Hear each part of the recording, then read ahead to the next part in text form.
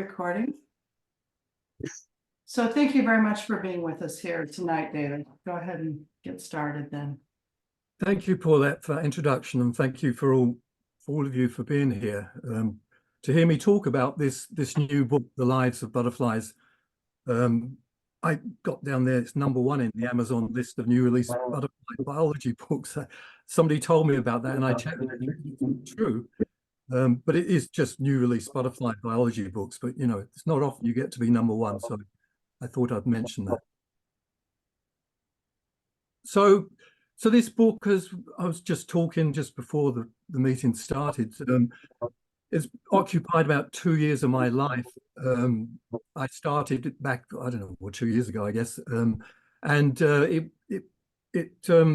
you know, it's fairly easy to write, but then I came across a lot of problems with Princeton University Press, who didn't like a lot of what I wrote. And so at some point along the line, David Lohman joined me, who's an associate professor in biology at City College in Newport. And, he was brought in to give, I'm getting a bit of feedback here. Yeah, I'm getting some feedback too. I'm checking. I think just about everybody is muted, so I don't know what the problem. Jonathan Pelham is not muted, and there's a little bit of sound coming from him. Okay, thank you so much. I got him muted now. Okay, let's give it another try, David.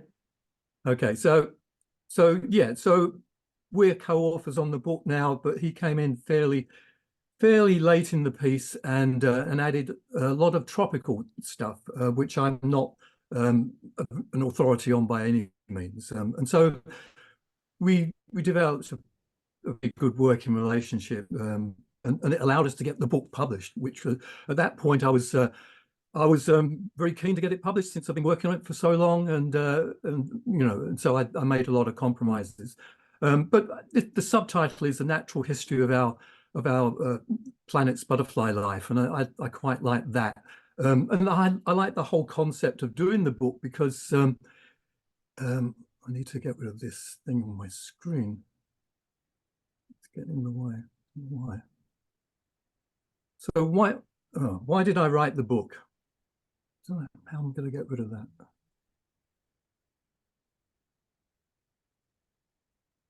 Just move it. Okay, so why did I write the book? Really, it's about after a lifetime of learning about the natural history of butterflies, I wanted to share it. I'm at a stage of my life now where I am sharing a lot of my knowledge. And it was an opportunity, I felt, to incorporate the things that I've learned from my own research on butterfly biology within a book. You know, it's not an opportunity that comes along all the time. So those two things were the prime movers in getting me to do the book. And while I am proud of the published book, it is a very attractive book. You know, one of its major attributes is the photographs. And I'm proud to say a lot of them are mine, but there's others too. But, you know, it's a very attractive book just from the pictures. But, you know, it is a bit different from the original version that I wrote before David Lohman came on board. And it was heavily edited by Princeton before he came on board. And basically, Princeton wanted me to remove all personal notes. I was writing it in the beginning in a very personal way with anecdotes and colloquialisms, and to make it accessible to people. I mean, really, this is a book to introduce people to butterflies, people that have an interest but don't know that much about them. It's something to whet their appetite so they go on to seek more, you know, detailed studies on butterflies. So that was a prime thing for me to get people in and interested.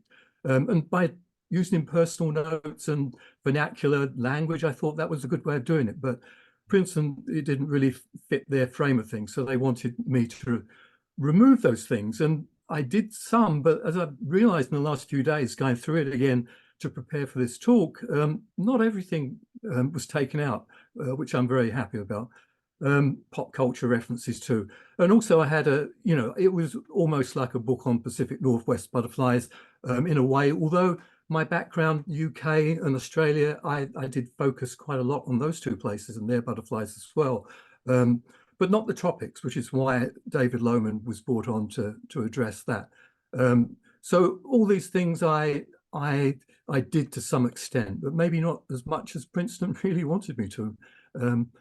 So although I always intended it as a book for butterfly lovers throughout the world, and that was its, original premise, that it would be a worldwide book, I wanted to use Pacific Northwest butterflies to illustrate butterfly lives because, normally it's the Eastern US butterflies or European butterflies that are used in similar books, to illustrate biology and ecology.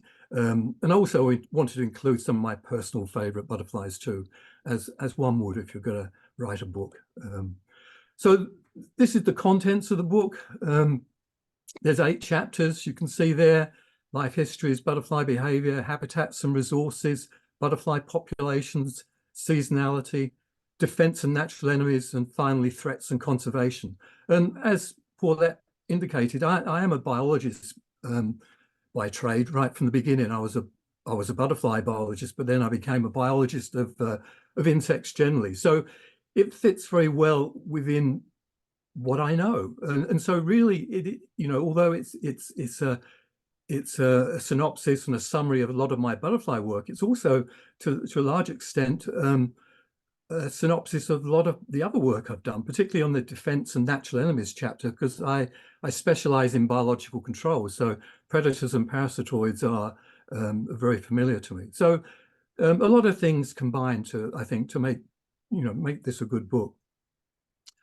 So as well as those topics, at the end of each of those topics, there's species profiles. I think there's 5 profiles at the end of each chapter, and so there's 35 featured species in all, and like this one here for the Richmond birdwing.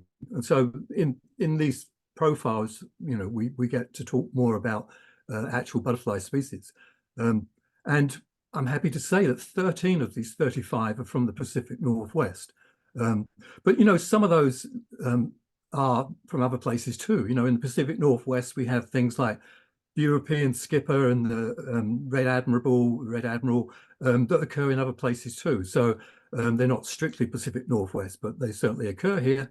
The two-tailed tiger swallowtail is one of those that is just a Western butterfly that is featured in one of these feature sections. But it is a world book, as I say. So there's 9 from Europe, 7 from Australia, 3 from Asia, 3 from Africa, and only 1 from South America. I mean, you can't, this is just a sampling really of butterflies around the world. And this one here is one that David Lohman put in, one of his favorites, which are totally unfamiliar to me, a jewel mark. So those are the featured sections, and I'm happy to say that a lot of Pacific Northwest butterflies are in them. And then that started me thinking about all the other references within the chapters on defense and ecology and seasonality. I include Pacific Northwest butterflies as examples, and I counted them up, and there's 58 species of our Pacific Northwest butterflies are mentioned and or illustrated in the book. So I think that's I'm amazed actually that got through Princeton. Maybe they didn't realize. And as I say, some of them are not just Pacific Northwest, they occur elsewhere too. So the introduction, this is my original introduction. This is the bootleg version. And so this is, you can start reading this here. And this is a very personal story about, I mean, Paulette mentioned already rearing caterpillars in my bedroom when I was 8 years old. And I sort of expanded on that in the introduction, my butterfly epiphany, talking about small tortoiseshell butterflies and seeing them for the first time and becoming captivated by them. And I thought that sort of, dialogue would be, interesting to people. But Princeton didn't think so much of it. And so they changed it to the butterfly effect, which is a word I use somewhere in the text. And so this now is what is in the book, and it's a much more straightforward introduction, not personal at all. Later on in the chapter, it gets a little bit personal, but not like it was in the original. So it's things like that were changed in the book from the original. But there were things I wanted and needed to preserve. There were things that I fought hard to retain the text on. 3 things in particular. I'm all about education and advocacy for butterflies and moths and insects generally. I teach a course now on insect conservation, so that's just heightened my my concern about, and desire to educate and advocate for insects and butterflies in particular, and preventing the extinction of experience, which is, we have to thank Bob Pyle for that term, which is becoming quite mainstream now, recognizing that if our young experience butterflies, rearing caterpillars and everything, and being acquainted with nature, then they're not going to be good ambassadors for nature in the future. And that will be a bad thing in the long term. And thirdly, regulation is not the way. And this has been heightened by my experiences with the monarch butterfly in California, where it's now illegal to touch or to rear monarch butterflies. And that, again, just will drive people away ultimately from dealing with insects and butterflies and being close to them. And if you're not, if you don't love something, if you're not close to something, you're not going to fight for it in the future. And so those three things I wanted to include in the book somewhere, and I think they're all in the first chapter, maybe the last chapter as well, to some extent. And so, yeah, I fought for those. Okay, so the first proper chapter was life histories, and the people, most of you in the audience know me from life histories of Cascadia butterflies with Dave Nunnally. And so this was, not a difficult thing to do. In fact, the whole book was not difficult to write because I'm an old guy now. I actually have done a lot with butterflies and have learned a lot over the years. So it wasn't, I did refer to a lot of texts and stuff to make sure my thinking was correct, but it was fairly easy to put together. So in this chapter, we talk about, in a very brief way, the butterfly families, including the what's it called, the Hediidae, the obscure group that I really wasn't that familiar with, so I had to check all that out. But the other families, of course, but I did have to check with John Pelham quite a lot, mostly through taxonomic reasons, with things changing all the time. I mean, during those 2 years, so much changed, names of insects and names of the butterflies that we had to, I wanted to get the most up-to-date version. But even so, there's still species in there now that have moved on from the name that I've got in the book. But that's just the fact of life these days. Acceleration in change in taxonomy. Moth butterflies, a thing that Princeton wanted to put in. So, moths are honorary butterflies, as Bob said years ago.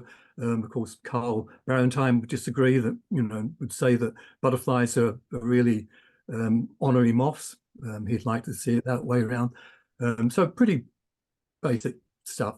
And then we talk about eggs and oviposition. So, having, through this talk, I'll put up a little picture of the book there, Life Histories of Cascadia Butterflies, that Dave and I wrote more than 10 years ago now. But it's still, we took a lot of pictures. So there's pictures from that era in this book, and there's a lot of pictures we took that weren't used, that some of them are now used in this book.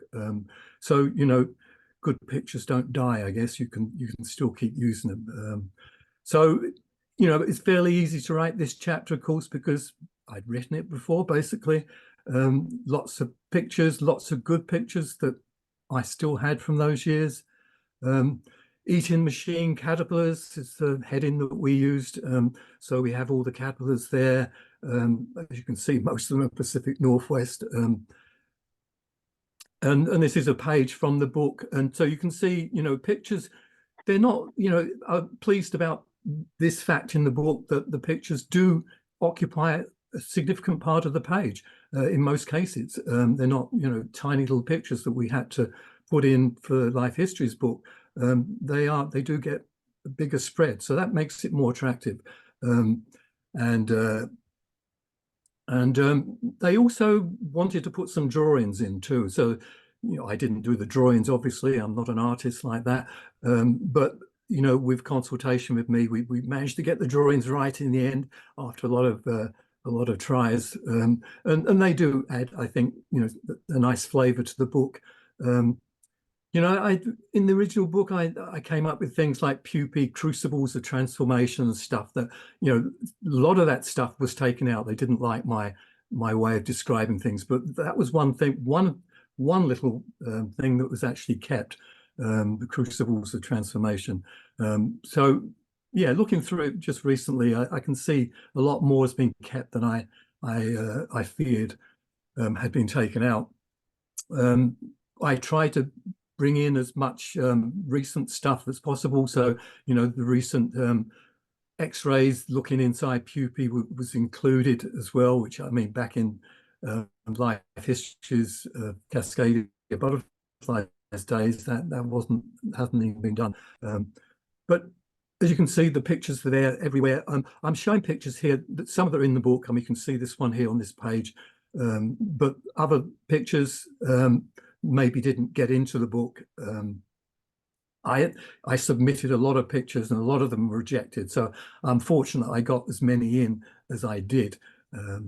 So this is the adult butterfly stage, so going through the life history. And then at the end of that chapter, we have the profile species. And first of the Pacific Northwest butterflies, the Juliet orange tip. I thought I had pretty good pictures of orange tip, like the one up in the upper left-hand corner. But the Princeton didn't like them, and they put in a picture that they sourced from elsewhere that unfortunately is not in full focus. So, you know, I try to submit pictures that were in full focus. But, you know, when you don't have total control, some of these things are just beyond your control. European skipperling is another one I included. And of course, it occurs elsewhere, so it's not just Pacific Northwest. But you can see there, you know, on the profiles, you've got, you know, there's not a great deal of information, but you've got the map there and some features, just one-line features at the top. And sometimes you get a diagram at the bottom. So you've got the caterpillar nest that was taken from probably one of Dave Nunnally's pictures, actually, where the artist just created a drawing instead of putting a picture. And another one, the Red Admiral, which of course is one of ours, but it's also, you know, European, North African butterfly as well.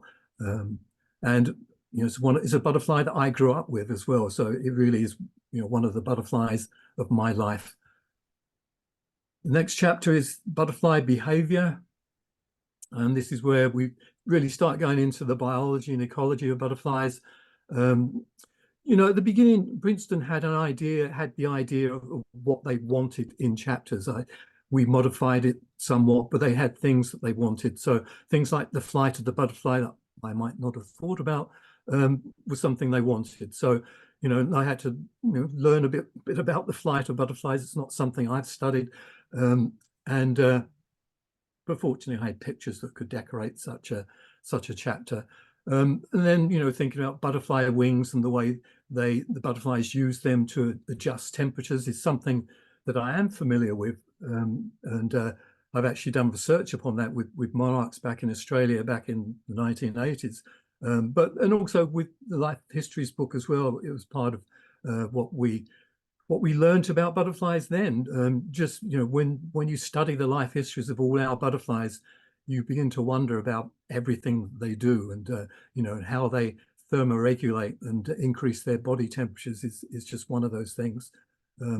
So, you know, it was the easy thing to write about the basking behavior, how butterflies have different types of basking behavior, you know, open, flat like this West Coast lady, and reflectant basking where the wings are up a bit more and they reflect back onto the body, and lateral basking where they just got the wings straight up. So all these things are mentioned with examples, hopefully in most cases as well. And the fact that butterfly wings are stronger than most people realize. I mean, you know, amongst the general public, people think of butterfly wings as being very soft and broken easily, when, as we know, that couldn't be further from the truth. And the different kinds of flight that butterflies have too, which, you know, as we all know, just the lazy flopping flight of brown butterflies to the fast flight of a mourning cloak or a tortoiseshell. I actually saw my first tortoiseshell the other day on February 2nd here in Yakima to Waterworks Canyon. So spring is on the way. Next part of the chapter was adult feeding habits, which was fun writing that because, you know, we just think of them as nectar feeders, but, you know, we know that they feed on other things too. But just, you know, looking at all the research that's been done on that and all the different things that they do feed on, it's quite a list. And so that was an interesting chapter, or part of a chapter to write. I have to thank Melanie for the upper left-hand corner butterfly, Lord Queen's Admiral feeding on carrion, dead animal, some deer, I think, elk, and feeding on the horse dung down below, and sap feeding the Viceroy and the Morning Cloak. So, and of course, feeding on dung, Lord Queen Admiral, and the sweat feeding too on one of my daughter's noses up in the top left-hand corner. And then I found out that they fed on crocodile tears too. There's a few butterflies that actually seem to specialize in feeding on crocodile tears. So, and that, you know, in the reviews so far, and I was actually interviewed on Irish radio by an Irish naturalist, and they brought that up, the fact that butterflies feed on the tears of crocodiles, and do the crocodiles try and attack the butterflies, etc. But you know, I learned some things from this book as well. And then moving on to resting and roosting, something we don't, you know, really think about a lot, and how butterflies rest and roost. They do it in their different ways. I mean, the monarch we know about very well, the resting and roosting, or the overwintering in particular. But blues, a lot of blues sort of roost with their head down, some more than others, of course. And the anglewings probably, you know, go somewhere where they're camouflaged. And I'll talk more about that in a subsequent chapter. And as I was writing that section, I looked outside, and I remember this vividly, looked outside and saw a red admiral flying around the pine tree outside, and it's late in the day, and it was looking for a roosting spot. And I thought, how weird is that? Just writing about roosting, thinking how you don't really see butterflies roosting or see them choose their roosting spots very often, unless you're looking for monarchs, of course, you sometimes see that. But I'd never seen a red admiral roost before, and this was just right outside my front living room window, where I went out and saw the butterfly, and it ended up roosting in that position there. I hope you can see it in the middle. I might have circled it. Yes, I did. There you go. And that's where he stayed the night. So there you go. That's where red admiral sometimes roosts, in a, as you can see, fairly well camouflaged with the you know, the material of the pine tree there. And then finding a mate. I'm not sure that was the title I used. I used something a bit more sexy than that, but they preferred finding a mate. And so we talk about, or I talk about the different ways that they go about finding a mate, from perching, which is a very common behavior. Why isn't my...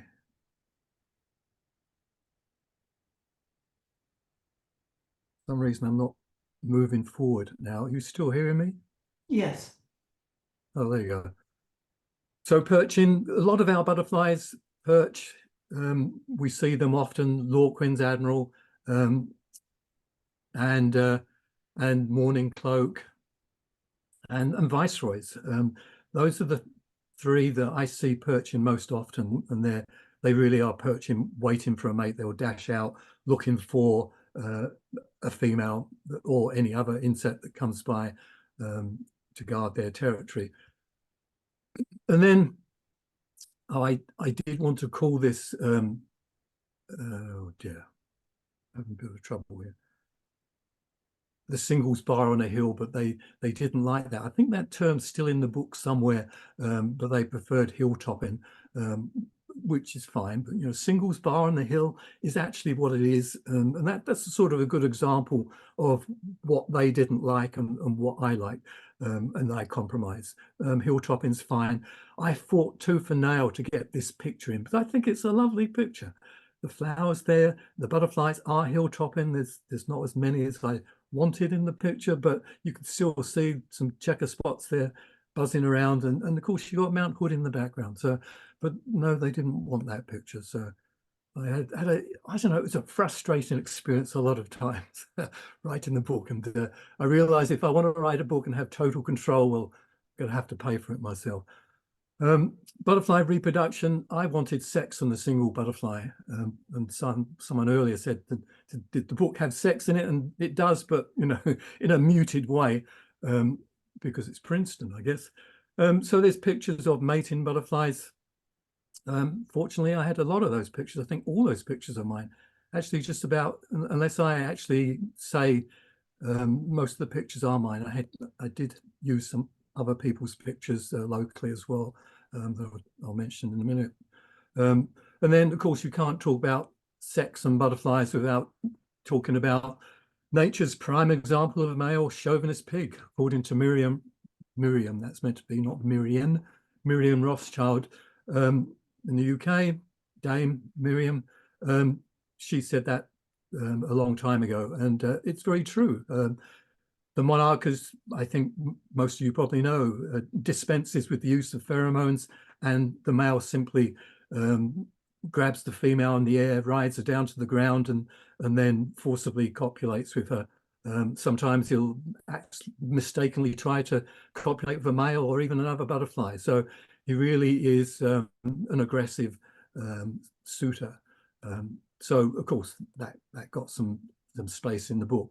And then the Parnassian chastity belt also was an interesting thing to write about, and that drew attention from in my Irish interview too, the fact that some butterflies do have this supposed chastity belt. And I have to thank Tanner Naus for this picture, because, you know, for all the years of taking pictures of butterflies, I hadn't actually got a picture showing the sphagus, to give it its technical term, so clearly as in Tanner's picture here. So we talk about that, the fact that these butterflies, this group of butterflies, will actually secrete this sphagus or chastity belt to prevent further insemination by another male, and therefore preserve the successful male's genetic material. And there it is there, in case you didn't know. And then talk about mobility of butterflies, the fact that, you know, some are more mobile than others. I think I wanted to call the section homebodies and itinerants, but I think they didn't like that. So it was butterfly mobility. And we all know, you know, how butterflies vary in their mobility. You know, some of the blues, most of the blue butterflies don't go very far in their lifetime at all, whereas others like Milbert's tortoiseshell here, in the early season willow nectar, will range far and wide, probably further than we even realize. So there are great differences in the mobility of butterflies, and that leads in pretty nicely to the next chapter, which is habitats and resources. Because, you know, home is where the habitat is, and I wanted to use that. And again, that's another one that was, I think it's still in the book somewhere, but not as a heading.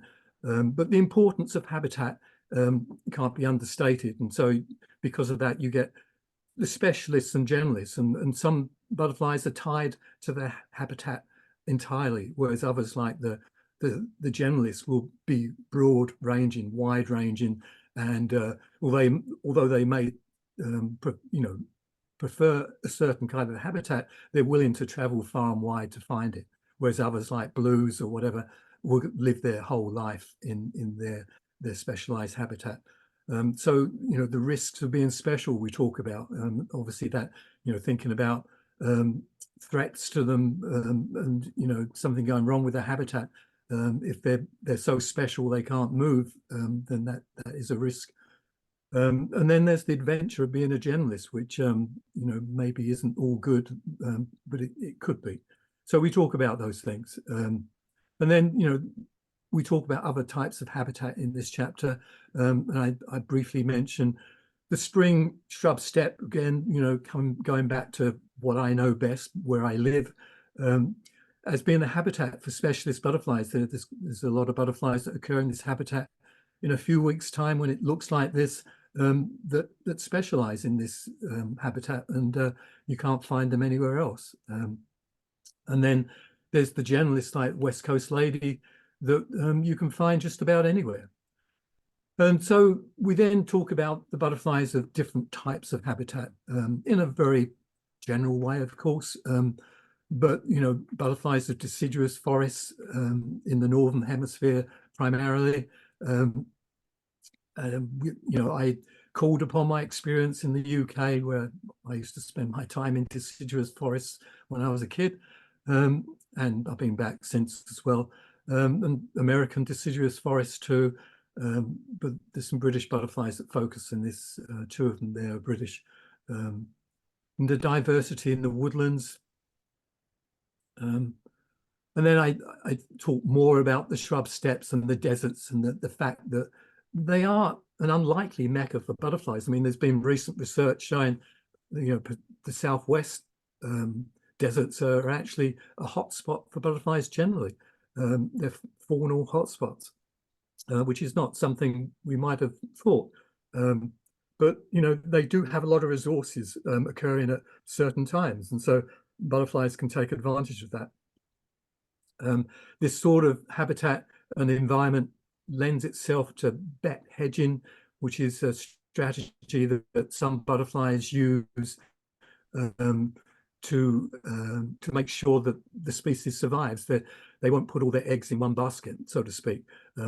Where, for example, in the shrub steppe in spring, not all the overwintering pupae might emerge at the one time.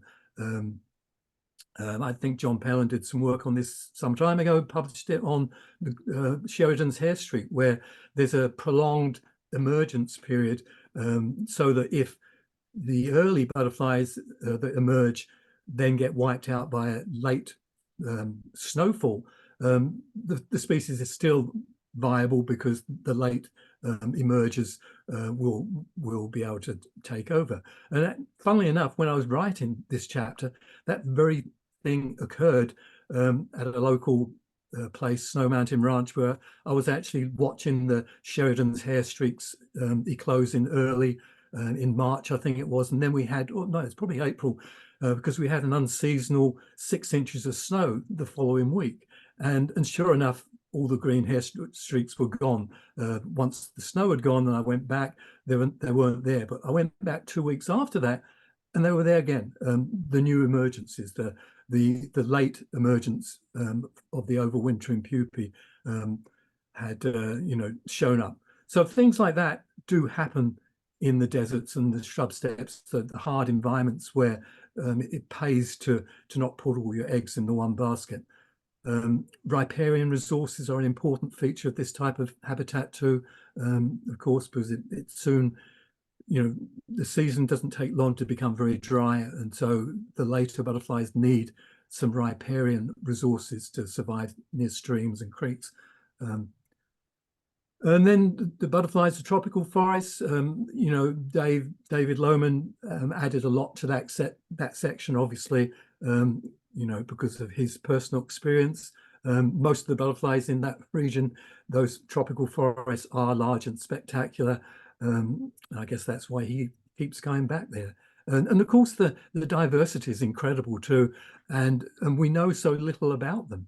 I mean, we know so little actually about our butterflies. And so you can just imagine what, the Pandora's box is there to be opened, looking at the life histories, for example, the biology and ecology, which is what fascinates me of tropical butterflies. I mean, I could spend another lifetime there. It's a bit too late to think about that now.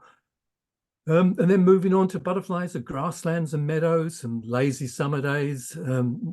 They're etched in my memory from the past. This is a British habitat that I used to go to in Buckinghamshire.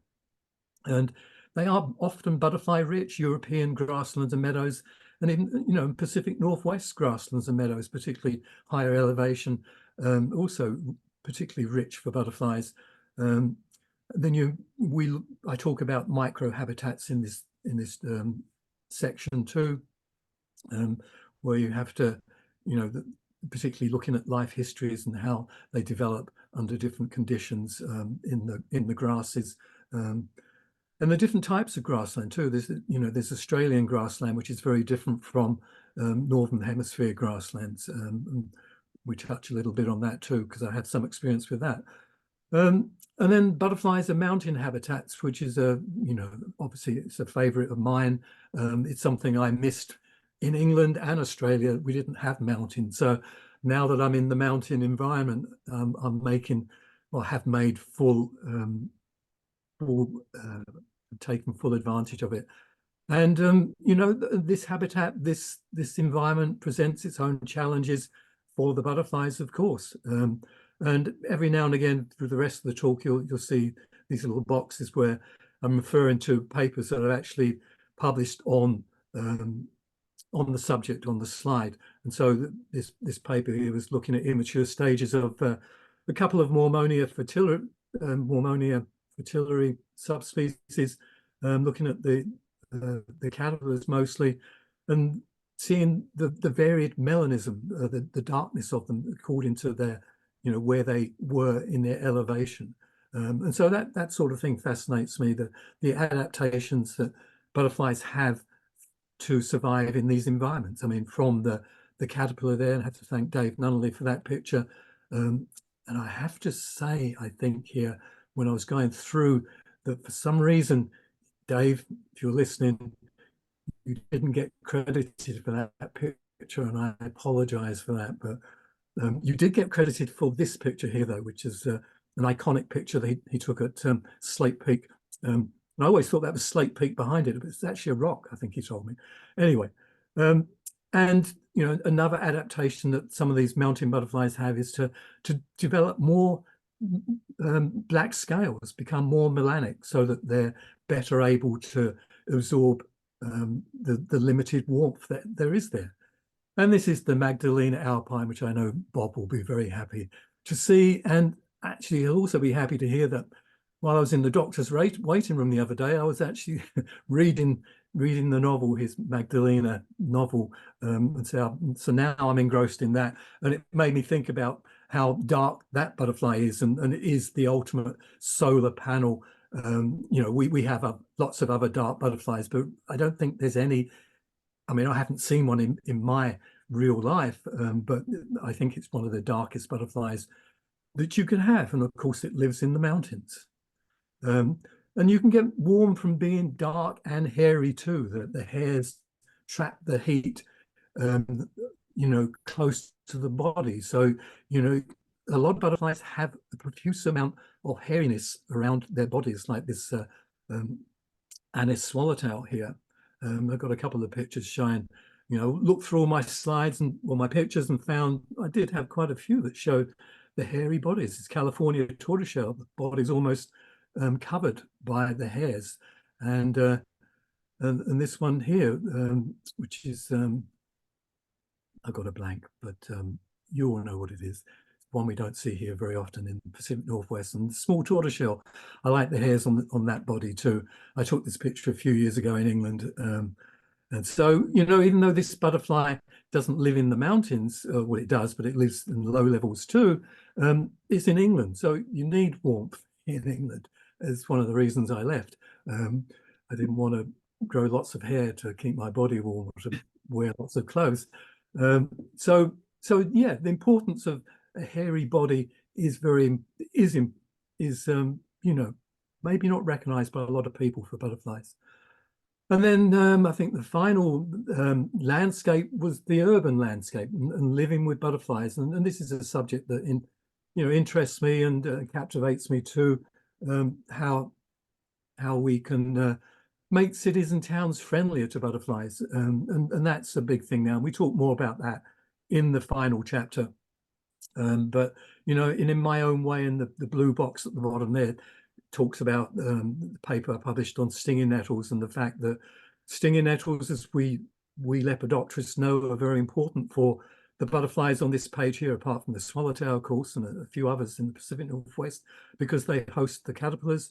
But that paper there showed that there are other beneficial insects that use stinging nettles as a host or are attracted to it for whatever reason. We didn't actually investigate the reason, but there's a number of parasitic wasps and predatory bugs that seem very much at home on stinging nettles. So keeping stinging nettles in your garden or on the farm, around the edges of the farm field or whatever, is not only good for butterflies, but also good for biological control of pests, because it's actually harboring some of these beneficial insects.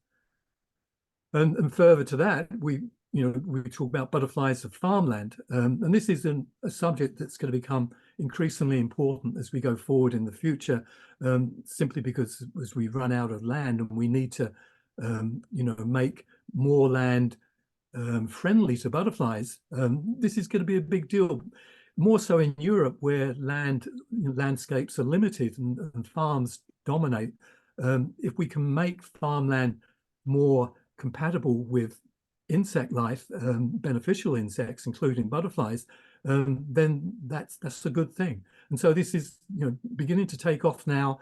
And this is where butterflies, my non-day job, suddenly becomes my day job, because I have a program called Beauty with Benefits, and I've talked about this before with Robert, about bringing native plants into farmland, both for benefiting biological control, because a lot of these native plants are hosts for biological control insects that perform biological control, but they also are hosts, a lot of them, for butterflies and other pollinators, importantly.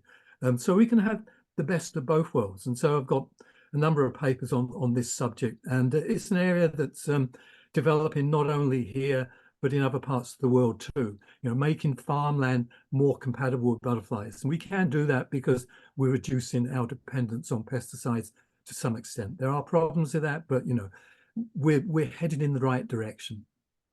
So that was an easy thing for me to write as well, because it's part of what I do in my other life.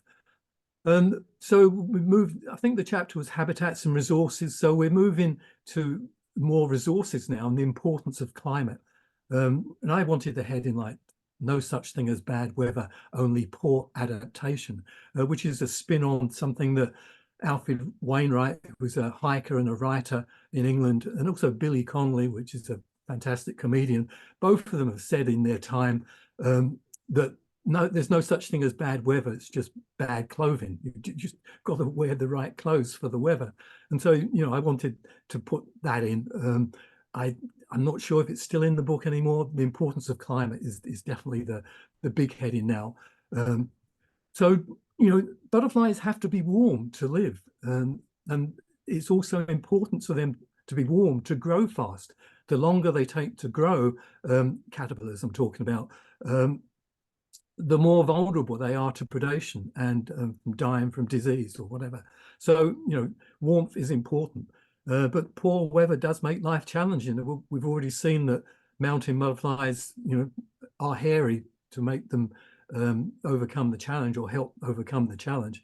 But then, too hot and too long, being too hot for too long is also a problem. And that's becoming a contemporary problem as well for some butterflies. And then there's butterflies that don't like the wind at all, and others revel in the wind. So, adaptation to weather is a fascinating thing. We touch upon that in the book.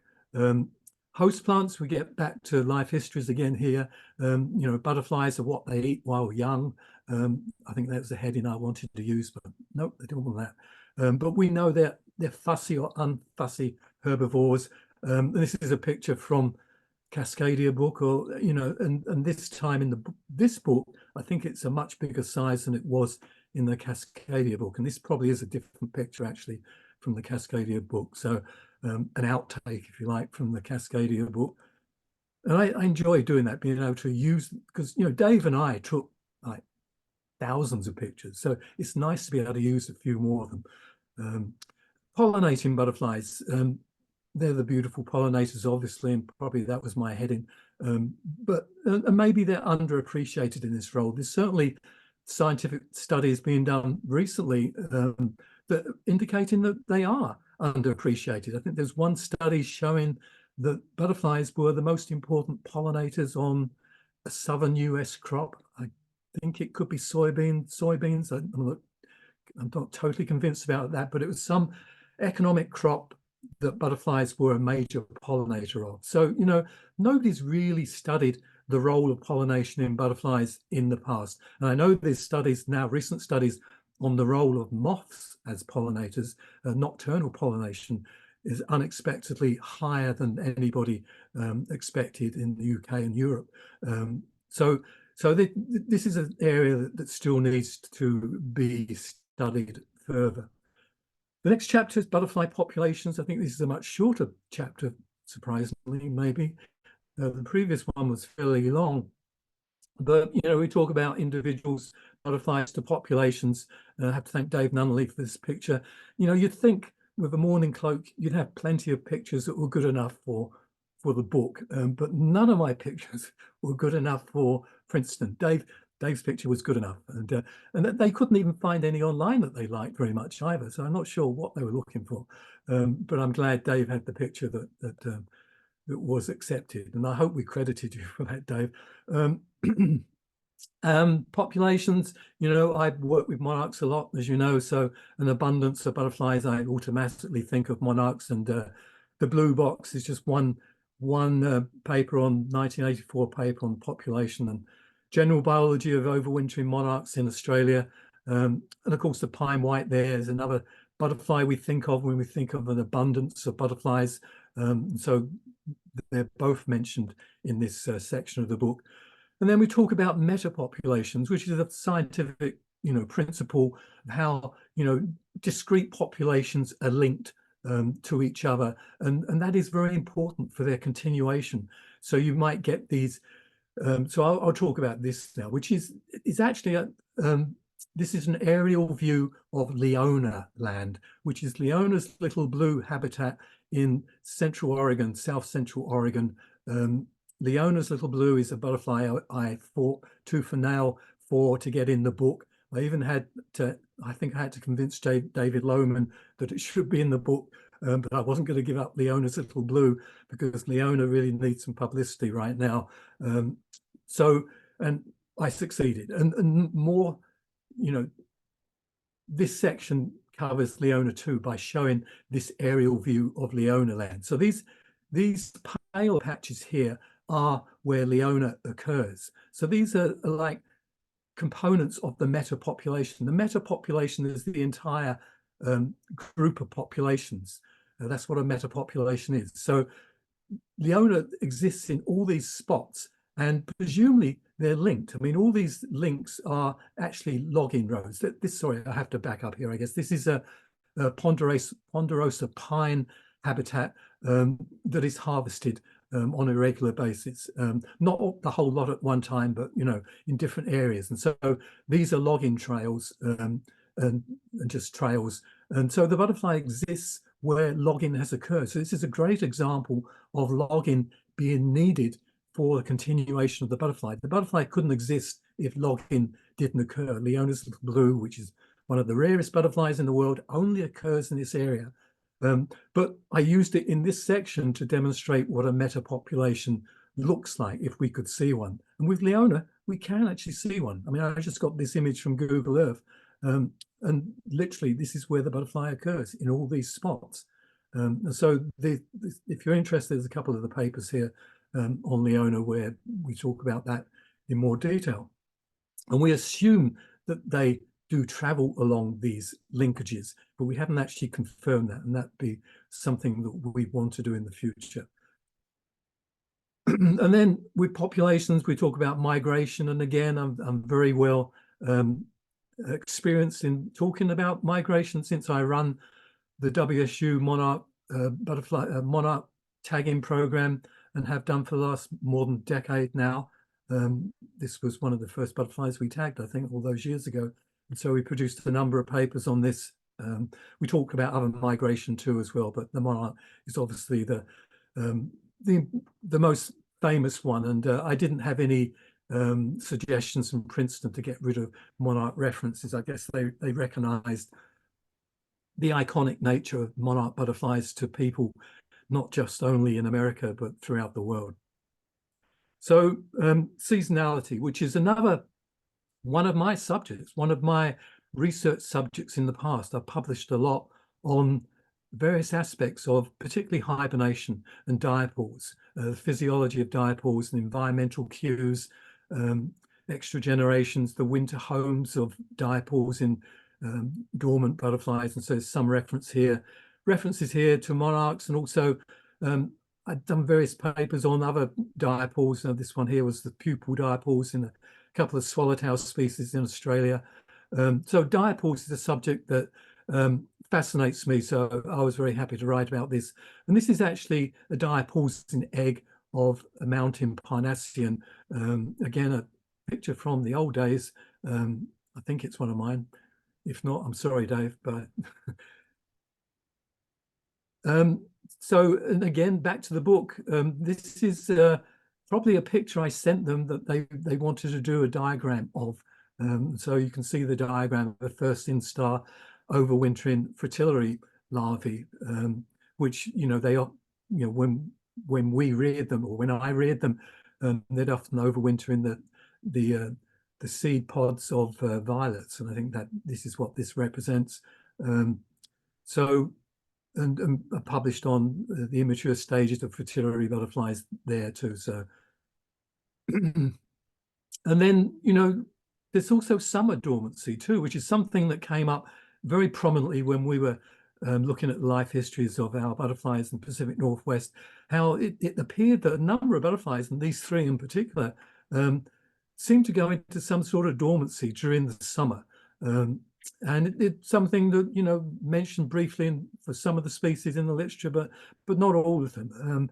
And we still don't know all the details about what's going on. But I'm pretty sure that these three species, they emerge, and the females in particular, particularly with the spangled fritillary, the great spangled fritillary, the females will emerge and disappear for most of the summer, and then re-emerge at the end of the summer. So they head off somewhere into the forest, and we've found them sometimes, in the dark in the forest, not doing much at all.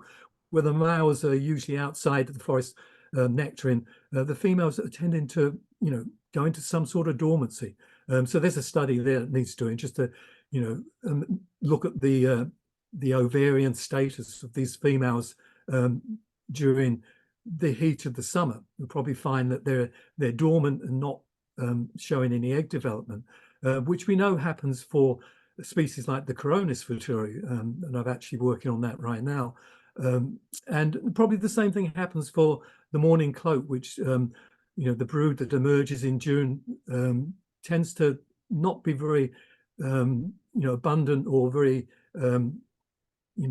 in your face, should we say, during the hottest part of the summer. Then it will reappear again in the autumn, and then go into dormancy for winter. And the same with the common brown too. And we've seen females of common browns actually sitting in the shade in groups. And so that's another thing that a lot of these estivating butterflies do. They'll do it in groups, and that happens in Australia in particular.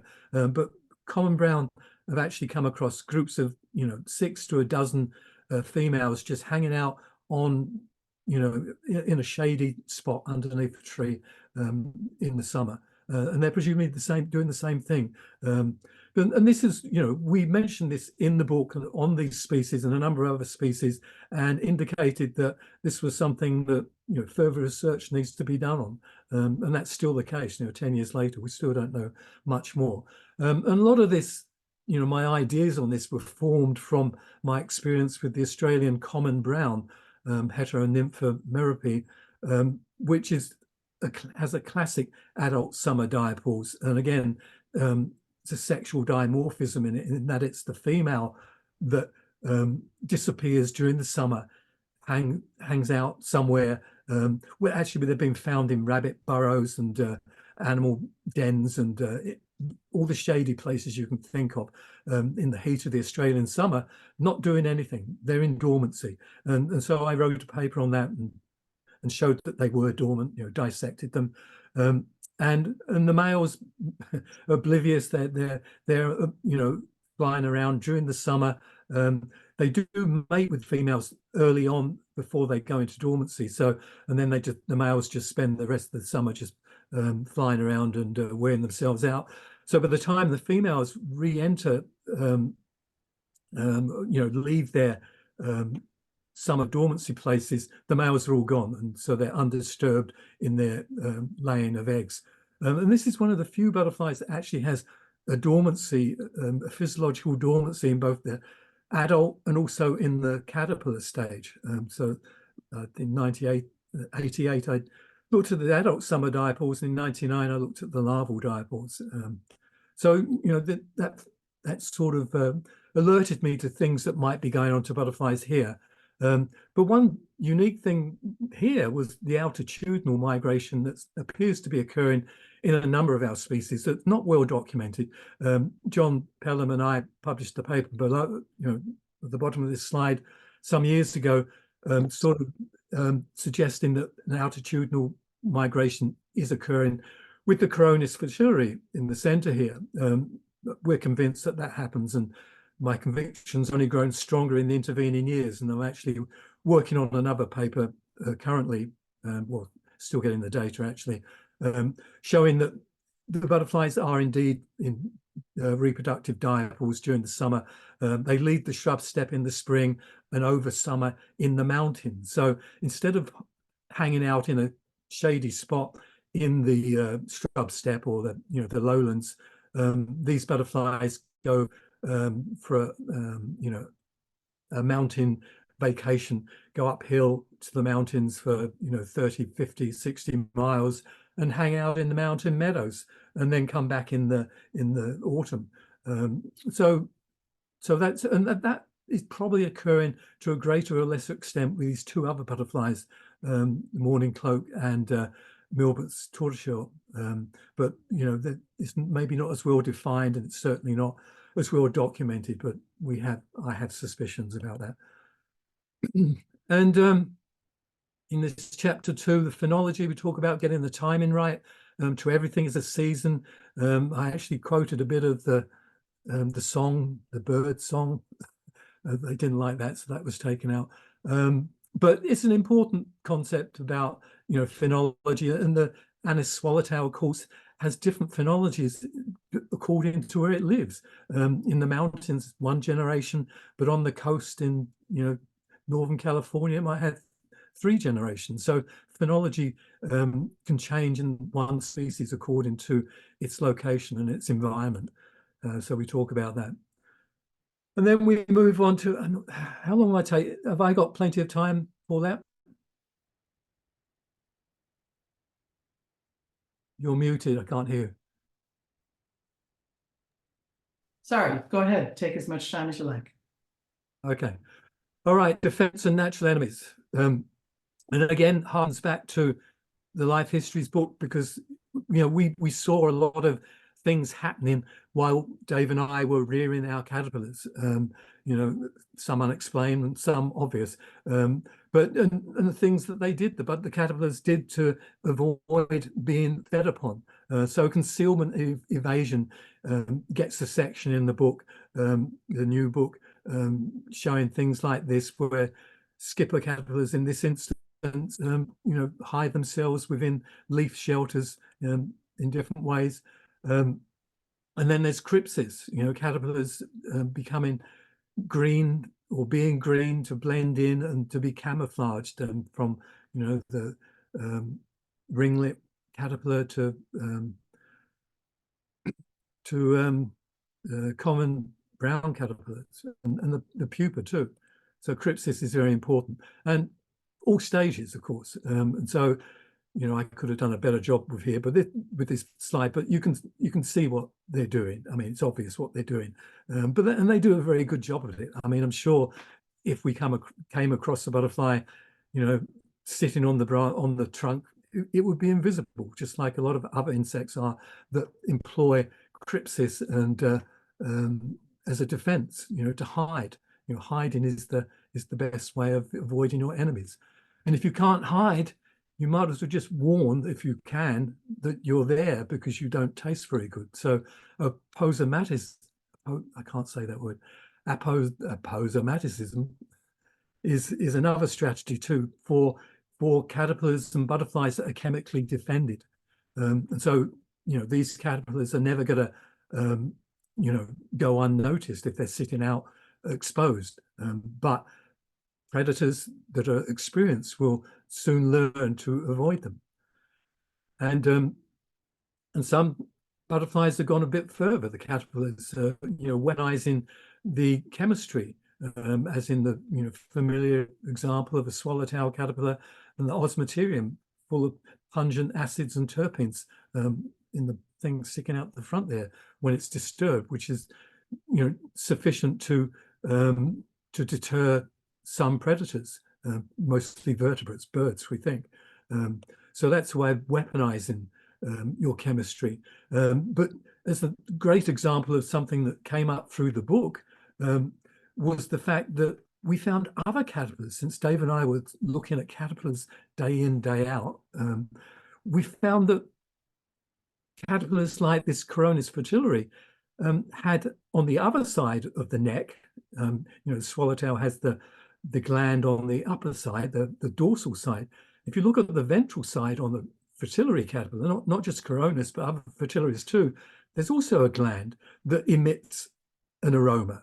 We could smell it. So that was fascinating. And I think at the time there might have been one reference to something similar in another caterpillar somewhere. But this was almost a breakthrough type thing that came about through the book. And so, of course, with some colleagues at WSU, we did some chemical analysis of emissions and wrote a paper on it. So this is the head-on view of the caterpillar with its gland of pungent chemicals to deter predators. And so we've theorized with the fritillary caterpillars that are usually living on the ground, it's probably contains chemicals that are deterring things like ants and other ground-dwelling predators, maybe ground beetles.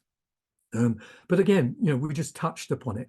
And we also found that it's not just fritillaries. There was a number of groups of families that these glands were present in.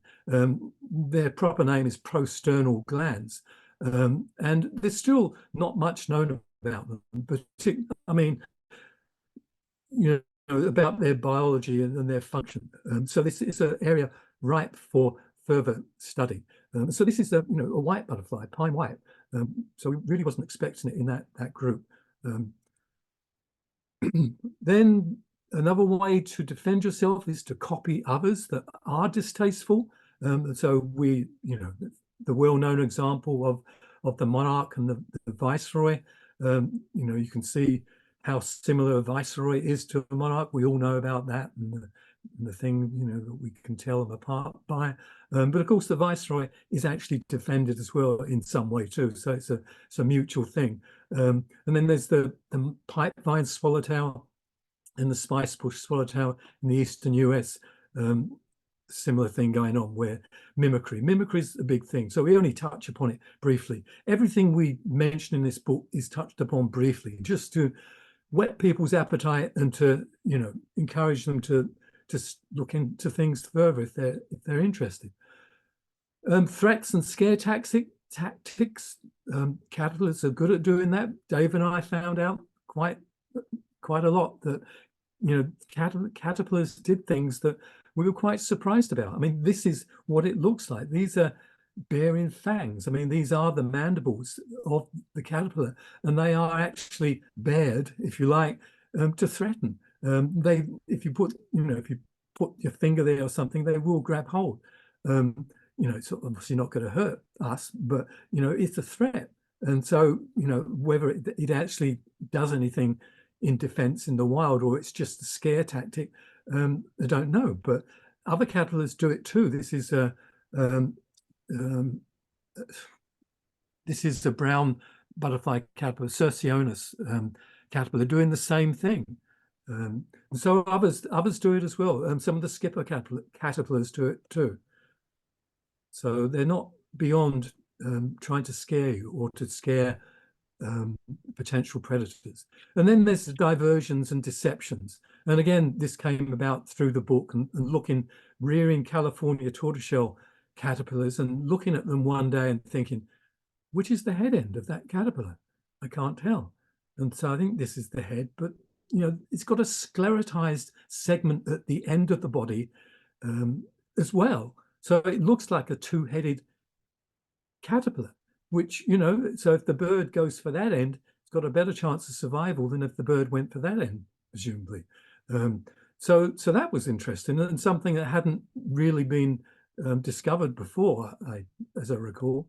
And then the adult butterflies do a lot of diverging things, mostly to do with eye spots. And we're all very familiar with the eye spots of butterflies and how they're presumably mimicking, pretending to be a predator of some sort, the eyes of some vertebrate, perhaps. I mean, the peacock butterfly is a wonderful one to see that in when, has its wings closed and it suddenly opens them very quickly with a hissing sound at the same time. So there's clearly a shock tactic for a bird or mouse, maybe, who knows.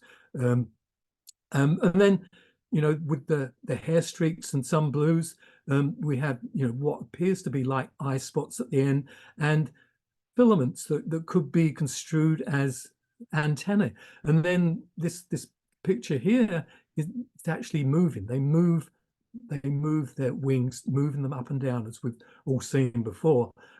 So just to emphasize the possibility that this is the head end attack this end and not the head end.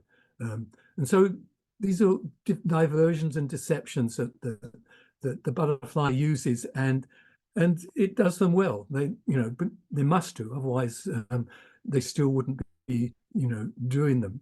And so this is pristine two-tailed tiger swallowtail, and maybe eye spots there, resembling eyes, and that antennae perhaps mimicking this end. So it doesn't look that, to me, that brilliant as another head, but for a bird vision maybe it does, because with swallowtails in particular it does do a good job.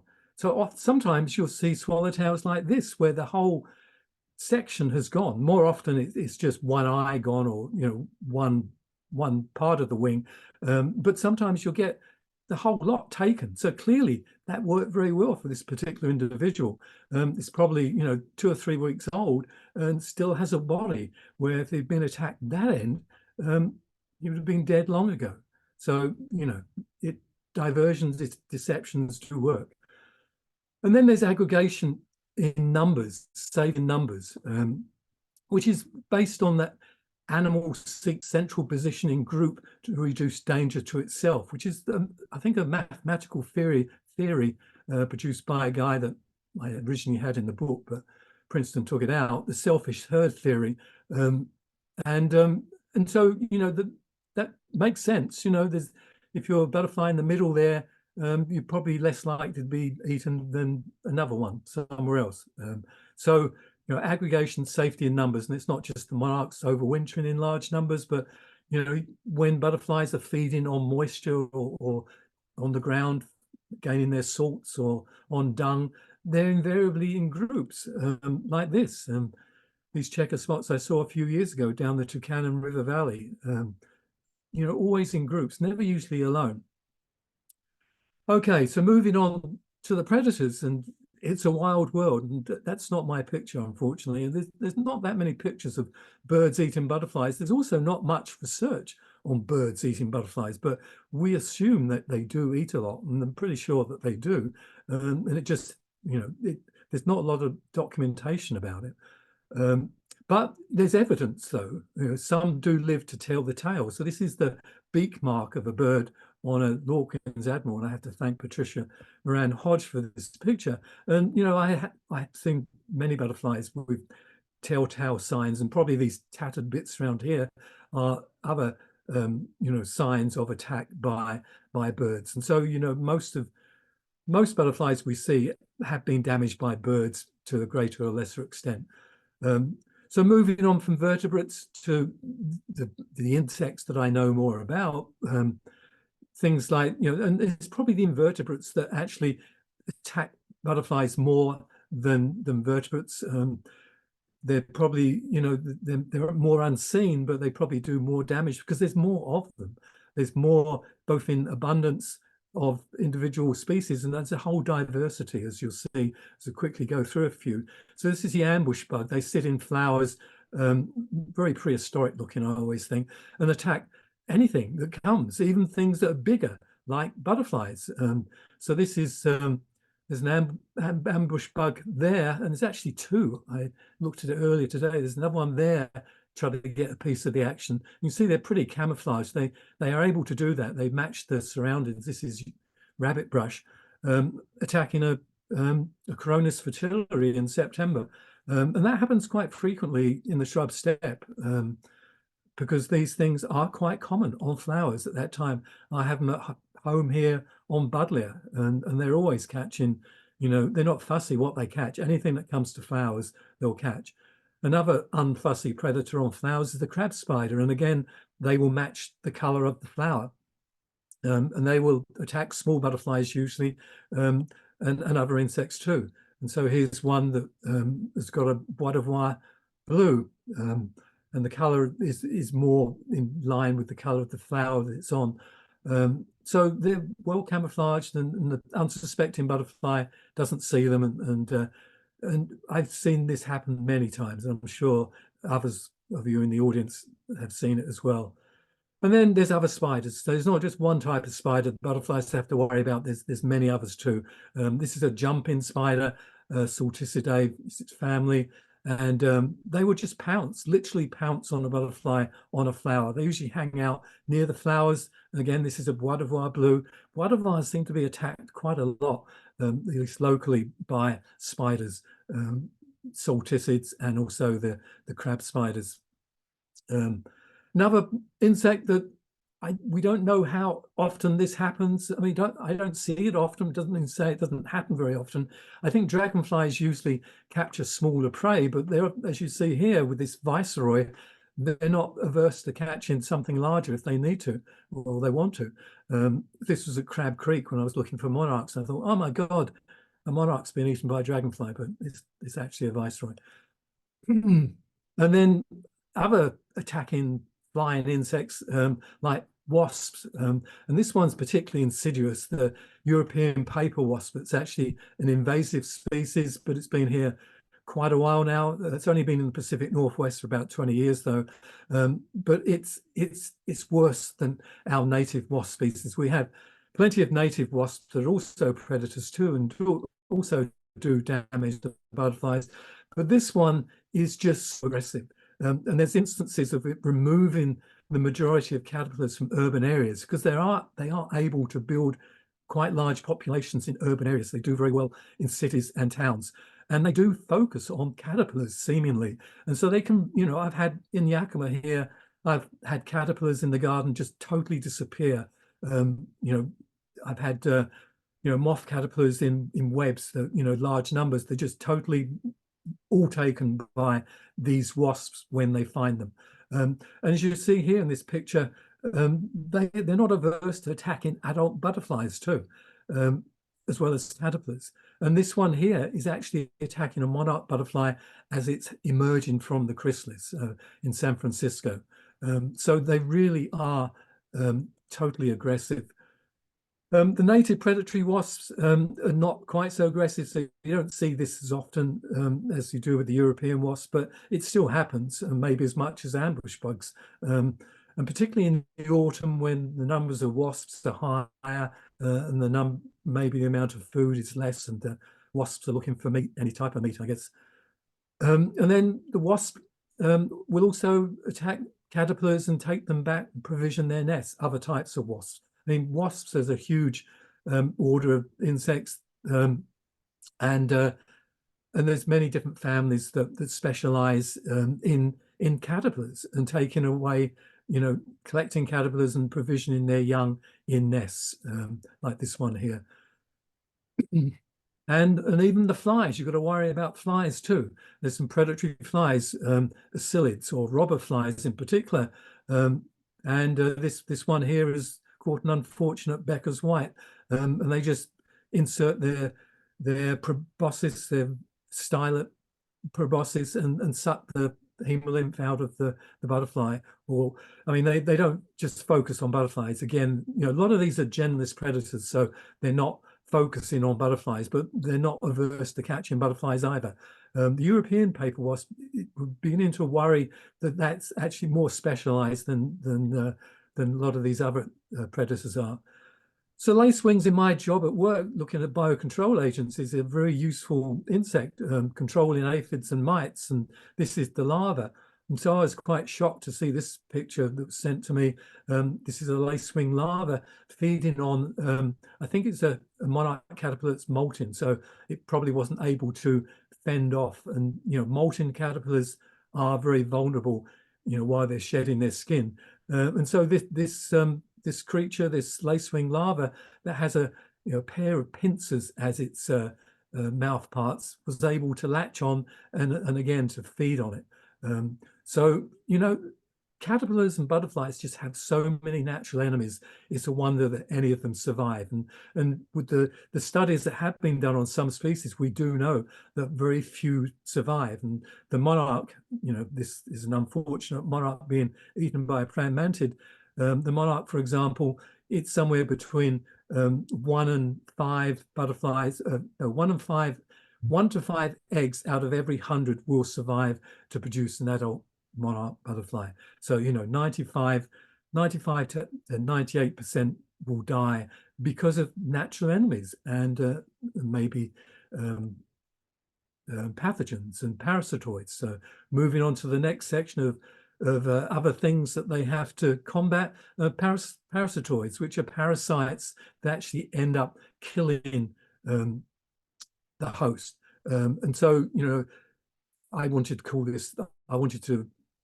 to talk about the movie Alien, because this is what it's like. You know, this is a caterpillar, checker spot caterpillar, with maggots of a wasp emerging from the body after they've fed on the caterpillar inside, and then they're pupating in these cocoons around the outside, and they produce these tiny wasps.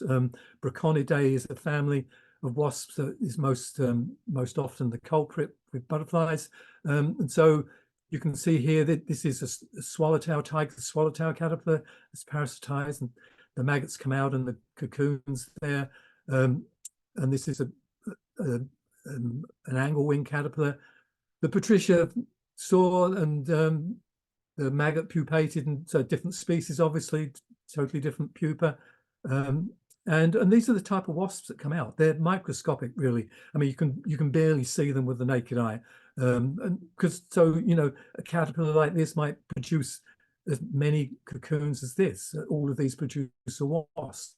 So it really is like Alien, where things are eaten on the insides and then bursting forth later. And there's parasitic flies. Tachinid fly is the major family. And they look like houseflies, but if you see a housefly with a profusion of bristles at its rear end, then it's most likely a tachinid fly you're looking at. And they specialize in Lepidoptera, moths and butterflies, mostly. There's some that focus on other insects, but the 80% of them focus on butterflies and moths. So, you know, these are prevalent throughout every habitat. And these are the eggs they lay on caterpillars, and the eggs hatch and bore into the caterpillar like the wasps do, eat the insides, and then emerge and pupate. So those are all lethal. And then there's parasites, which are not really lethal, because they can sometimes take resources, but they don't necessarily kill. Sometimes they can, but this, and you know, we talk about this more in the book, but this parasite is interesting because we don't see it much here in the Pacific Northwest, but these are parasitic mites on this European butterfly. And there's a better slide here, close up. So these are parasitic mites that just attach to the butterfly, and they're feeding on the hemolymph, but they're not. There's been studies done, and there's no evidence that it actually shortens the life of the butterfly or affects egg laying capability or anything else. And they seem to be using the butterfly as a way of dispersing, because they'll drop off at some point. So they're true parasites in just, you know, using the host to their own ends and not killing them, because every parasite doesn't want to kill the host. Otherwise, they lose their hosts. And we talk a lot about OE and the monarch, which I won't talk about here in the book. And so moving on to pathogens, again, this picture comes from an outtake from the book where we were rearing Compton tortoiseshell caterpillars, and most of them died from virus. And we know that Compton tortoiseshell does have seasonal variations in population size from one year to the next, and we suspected virus might be a problem. And certainly with our rearing, virus was a significant problem. Most of the caterpillars that I had died of this virus, and this is a characteristic posture where the butterfly just loses the will to live, I should say, but it becomes limp. It's got no turgor anymore. It's flaccid. If I touched it, it would just drop off, and it becomes a soup of virus particles. Basically, it goes black and dies. And so viral pathogens are very common amongst butterflies, probably more than we think, because we don't see them very often. They become like that previous slide and then just drop, and you don't see them. There's also bacterial and fungal infections. I have to thank Tanner again for this slide of a caterpillar, probably a moth caterpillar, that appears to have a bacterial infection, which is probably Bacillus thuringiensis, which is specific to butterflies and moths. It's a naturally occurring bacteria that's now been manufactured and marketed as something called BT, that's actually used as a pest control agent in forests for control of forest pests, caterpillars, and also crops as well. But it is a natural thing, but it is very targeted for butterflies and moths. And Tanner also sent me this picture, which appears to be a fungal infection, which we don't see much on the east side, but in wetter areas like the west side, I'm sure fungal infections will also, cause a lot of mortality. So the final chapter is threats and got my own title now, and conservation, of course. So habitat loss and fragmentation. This is an important chapter to me, as I said right at the beginning. I can't go into much detail in the book because of the nature of the book, but I try to bring out the important points and the reason why we're losing insects and butterflies in particular, mainly because of losing their habitats and fragmenting their habitats through agriculture, urbanization, invasive weeds, deforestation, afforestation, mining, and some other things too. This is an example I often show to my students, Red Mountain, West Richland 20 years ago, where I used to wander across the Red Mountain looking at these butterflies. The Bois de Voir blues, the desert checker spot, swallowtails, large marbles, all over this land here. And now a lot of it is developed as vineyards, not just at the bottom, but also up the sides of the hills, even in that spot that I just showed in the previous slide. So there may be some refuges, some of these butterflies there, but nowhere near as many as there were. And so this is a snapshot of what's happening, not only in the Pacific Northwest, but throughout the US and throughout Europe in particular, and everywhere in the world, even in the tropics. Local extinction leads to regional depauperation, and fewer habitat patches equals fewer populations, and you're fragmenting the populations and you're unlinking the meta populations. Like, remember back to the Leonaland picture, you're taking away the links between the populations that do exist, and no population can exist in perpetuity without linkage to another population. And then you get the habitat specialists and generalists, which we talked about before. And unfortunately, the specialists do suffer more than the generalists, simply because they're confined to the habitat and they can only move short distances and they're easily constrained. Generalists do better. But climate change is stressful extreme. So this is another reason why, another threat. This is a picture of an overwintering habitat. This is natural ridges in California where the monarchs overwinter.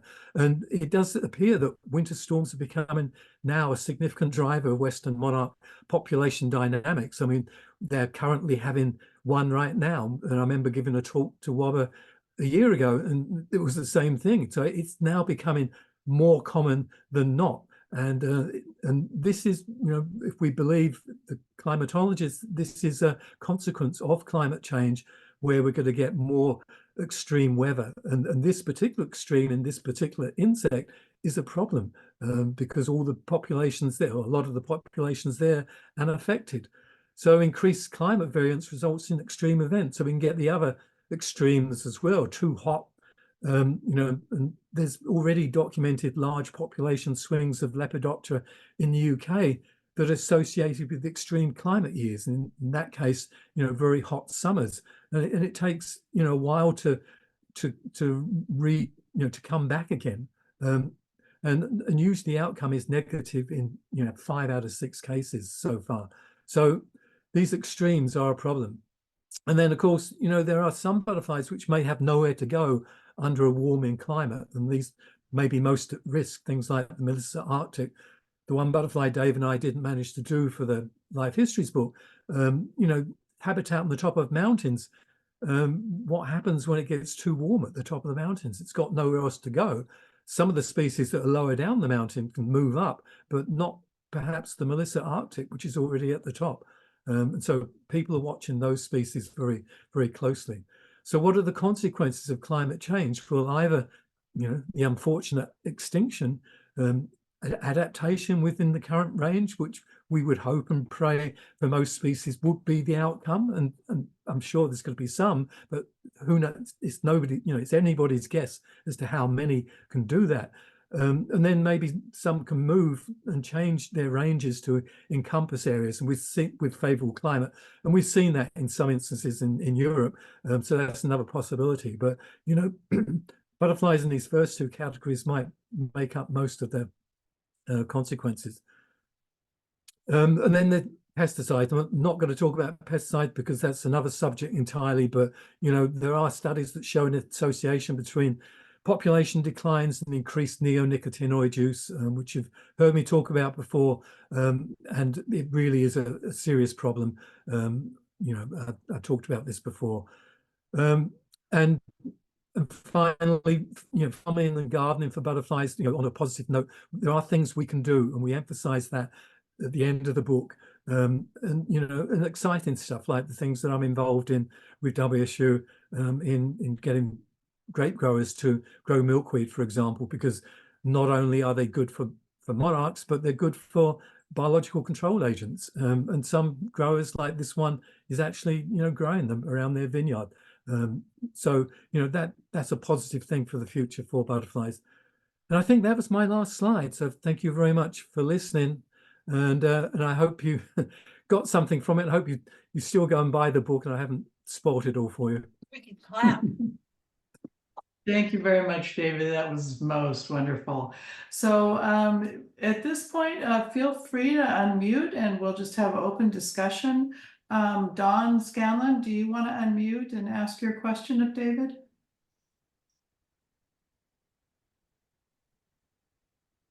Okay, I'll go ahead and ask it for him. Are monarchs in Australia considered invasive?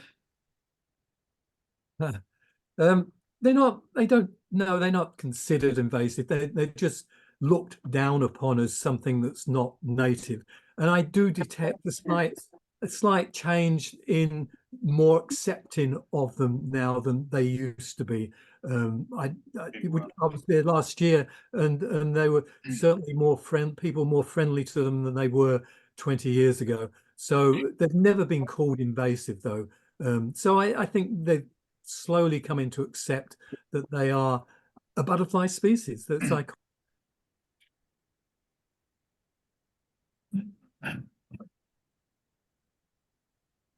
Hi, this is Mark Schuler, and I worked for Soil Conservation Service, a federal agency, for a number of years. And the federal government was putting money into trying to create riparian areas, mainly for fish, with some of the wildlife along the streams. And I think they're more and more inclined to be interested in butterflies now. Just my own feeling. Yeah, you're right. I actually gave a talk to a riparian restoration group here well, in Ellensburg a couple of years ago, because they were fed up with talks on fish and birds and things and wanted something different. And they were impressed by what I had to say. And so, yeah, there is interest in by those people in restoring riparian areas, in considering butterflies and insects too, pollinators. They were interested in pollinators. So you're right, they are interested. All it would take would be a different slant on the type of riparian vegetation they're putting in there. Yeah, It's like stinging nettles. It'd be great. right. Yeah, I think that's what surprised them when I told them about those sort of things. Yeah. Yeah, David, this is Pell. Did you see that recent article on the saltpugids that were it was in the Left Journal recently? Saltpugids refused or under refused toxic moths, and they found them distasteful to the extent that they took the chelicerae and rubbed them in the dirt to get the awful taste off of them. So the notion that all arthropods are available predators might be an overstatement.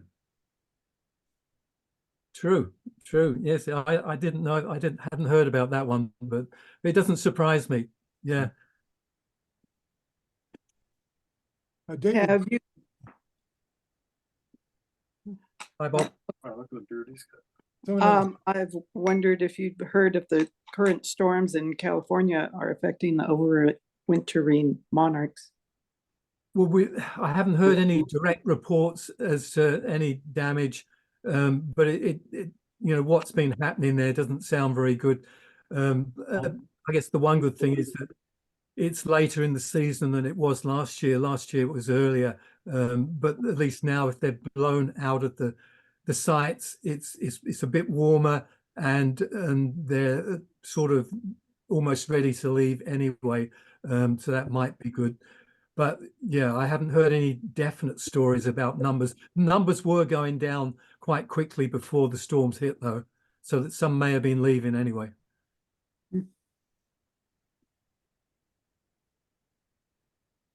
David, as far as the eye spots and tails on the butterflies go, your graphics, as with the entire book, are phenomenal. And by the way, enormous congratulations! What an accomplishment! What a Thank you. superb volume! What a magnificent addition to the butterfly literature. So first of all, that, and Thank you. secondly, on this particular issue of eye spots and tails, of course, the research is strong from Dr. Robert Robbins and others, that the old hypothesis of the false tail hypothesis really does work for butterflies with hair streaks, swallowtails, and others. It takes a very, very small visual diversion, as in the tail blues, for example, for the survivorship to statistically favor the perpetuation of those devices. But with the eye-spotted butterflies, I think the balance of evidence is, unless I'm mistaken, that with smaller eye-spotted butterflies, it's really diversionary targets more than scary predator eyes. I mean, obviously with the owl butterflies and peacocks probably, and maybe the bigger wood nymphs, Tenaris in the New Guinea forest and so on, the eye spots are very, very predator-like. But I Right. think with the majority of the satyrs, the small eye spots, well, for example, the very first study I ever did as a kid with a small grant in Colorado was to look at the Colorado wood nymph butterflies and their variation. And I didn't come up with anything profound in that regard, but I did find that in more than 25% of my sample size of the large wood nymph in Colorado, there were bird strikes at the eye spots. So I think, and I didn't do the statistics on that when I was a kid, but there's been a lot more research. I think that Right. perhaps Yeah. the smaller eye spots are more targets than they are scary predator eyes. But we can also say, can't we, and I wonder if you agree with this, reading my question, isn't it possible that many of these traits have more than one evolutionary driver? I mean, the scales of butterflies obviously have 3, 4, 5, 6 drivers for their evolutionary usefulness. Doesn't have to be Right. just a single thing. What do you think Yeah. about that? Yeah, I think that's exactly right. That certainly makes a lot of sense. Yeah, and yeah, being a distraction, with the smaller eye spots. Yeah, that's definitely what it is. But things like peacock and stuff that I've seen that, and I've been scared of that, as a kid. But yeah, it's interesting how eye spots can be two different things. Yeah. Well, you. in essence, we're saying that the false heads on hair-streaked butterflies, along with the tails, are no different in the sense that they are also diversionary. Right. So it's the same thing. And when you talk about evolution of scales, let's not forget where the butterflies come from now, Yep. because the evolution of scales was moth derived first, and butterflies, of course, have some of their evolutionary shaping due to what happened to their prior ancestors. So, sorry, as a moth guy, I just had to get that in. I accept that. Off guy. Hey, James, you didn't get the best part. Not just moths, they're micro moths. Indeed, I know, it's awesome. I agree. So some insects have chemicals that are almost like antifreeze. I think some of the wasps. Do any butterflies or caterpillars have that capability? Yeah, well, all the overwintering butterflies and overwintering stages have that capability. They're able to have, antifreeze-like substances to, so that ensure they don't freeze. Yeah. Right. Yeah. Thank you. I mean, there'd essentially be no Arctic butterflies if some Right. life stage at least didn't have that. Right. And of course, for those that are 2-year cycles, they have to have 2 life stages that have that. So Right. We've got David James and James Adams side by side as they are on my screen. I don't know about yours. I'd like to ask the two of them together, maybe to engage in a small dialogue on this. My favorite Christmas letter from anybody is usually James Adams, because they're such fun and his family has such adventures. And they're so darn positive. But also this year, I really loved it because James, on his way to the Lepidoptera Society meeting, which a number of us were fortunate to attend in Montana, in Billings, James Adams took quite a long and diversionary route, talking about diversions. And the kinds of habitats he hits are not necessarily the well-known ones for the fancy rare species, certainly not butterflies. But James did a good deal of sampling of moths all along the way in some what many people would look at and call very modest habitats in Nebraska and Kansas and North Dakota, South Dakota, places like that. And James, it was so encouraging to me that you found the numbers of moths, including a good many uncommon, seldom reported species, to be so darn good, so profoundly good. And of course, we're used by now to a lot of discussion about insect Armageddon and the massive decline of species here and there. And that's true. It's going on. A lot of data sets suggest that. But I think it would behoove us all to realize that it's not done yet. There's still plenty of places where the habitat's in better shape and where the Lepidoptera are still thriving. And David, James, you do a good job in alerting us. I haven't read all your texts yet, to the conservation difficulties, which I've been kind of harping on for rather a long time myself. But also, James Adams, your current data show us that the jig's not up yet. We still got something to work with. Could the two of you talk about that a little bit? David, happy to have you go first.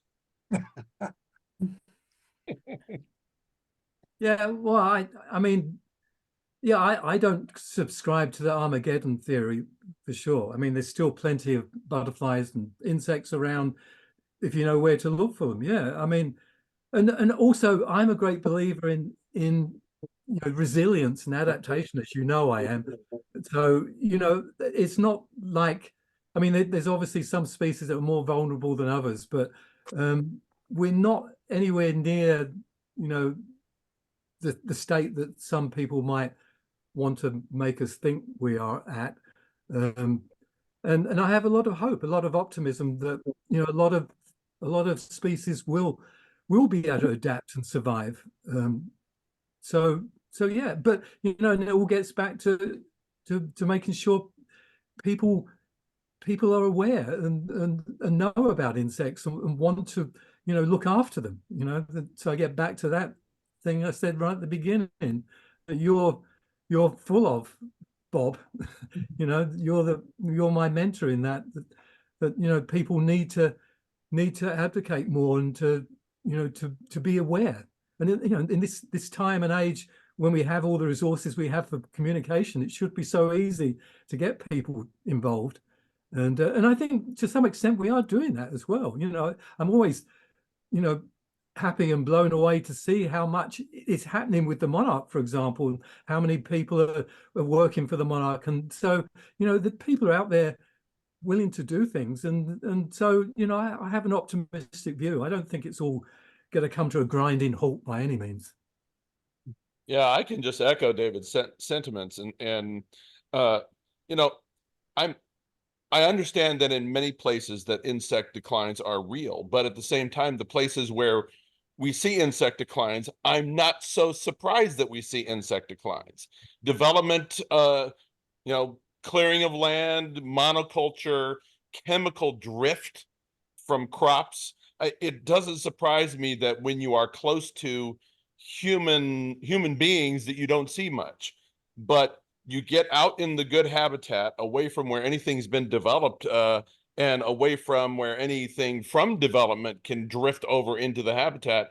And I still see a tremendous abundance. I have a friend down in the Athens area who retired from the University of Georgia, who bought a piece of land that was kind of cleared. And as it's been going through succession and recovering, he's seen an increase in moth numbers and diversity both every year. And so and then Bob mentioned the Christmas letter I sent, and that I'd been through the Plain States.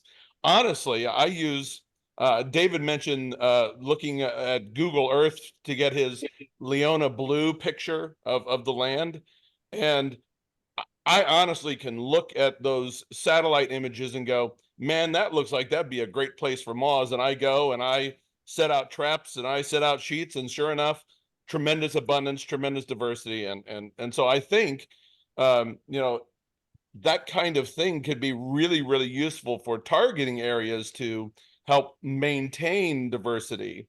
And again, they're in the places you would expect, away from human development, away from a lot of disturbance. So anyway. Thank you both. Michael, do you want to, I think you have a good point to make if you want to unmute and chime in. Oh, sure. I think I'm quoting Bob Pyle here, but about the idea of the extinction of experience is maybe what happening more quickly, and our ability to and like what James Adams says, because of industry and urbanization, it's like seeing the butterflies is harder. They may not be gone, but actually accessing them and getting people involved is harder. We have to drive farther and farther, and we see more stickers and binders and backpacks with butterflies than living ones. Well, and that's why anytime someone publishes a nice, new, pretty, well laid out book like David's, that it increases the awareness and hopefully gets more people involved. So, Yeah. If you look around you, you see, at least here, we see a lot of vacant lots that are going to be developed sometime. Somebody went in there and cleared all the trees off and just made a big dirt field. And it just sits there for years. If there was some method that people could bring out native plants, flowers, I'm thinking of it, and just find a way to distribute them all over that lot and just let them grow. If they develop it, well, then they lose them. But at least we'd have a habitat off and on. Mark, I'd like to speak to that. In the first place, your term vacant lot, I'm so glad you mentioned it, because the whole point of a little idea that struck me back in 1975, Charles Remington, the founder of the Lepidoptera Society, was my major professor at the time, and he was supposed to go speak at a symposium in Boston at the AAAS meetings, and he said he didn't have time. Would I go give the talk for him? And I went up there and I thought, what am I going to talk about? And I thought, well, I'll talk about the very first extinctions that I witnessed as a young naturalist And that was the extinction of the bronze copper and the Olympia marble wing and a couple of others in my own hometown area, Aurora, Colorado. And what that made me think about. And that was when I was struck with this idea that I call the extinction of experience. And thank you, Michael and others, for mentioning it. That idea has been picked up quite a bit, and I like it best when it's not attributed because it means it's getting into the popular vernacular. But the whole idea of it is that when common things, formerly common things, become rare or endangered or threatened, ultimately locally extinct in our own local vicinity. It's called the radius of reach, I call it. And the radius of reach is much smaller for the very young, the very old, the other abled, and the poor. Then it might as well, in an existential way, be extinct altogether in some ways. So we need to maintain local access to things. Otherwise, people become alienated and apathetic, and then they're not activists, and then the losses continue, and it goes around and around and around. And of course, what prevents that? What prevents that is vacant lots. I mean, what is less vacant to a curious kid than a vacant lot? It's an oxymoron. Vacant lots are the best thing in the world, to a kid who's out there with a jar or we open net, maybe even early binoculars, and they're looking at stuff and getting involved with things. We all care about that a lot.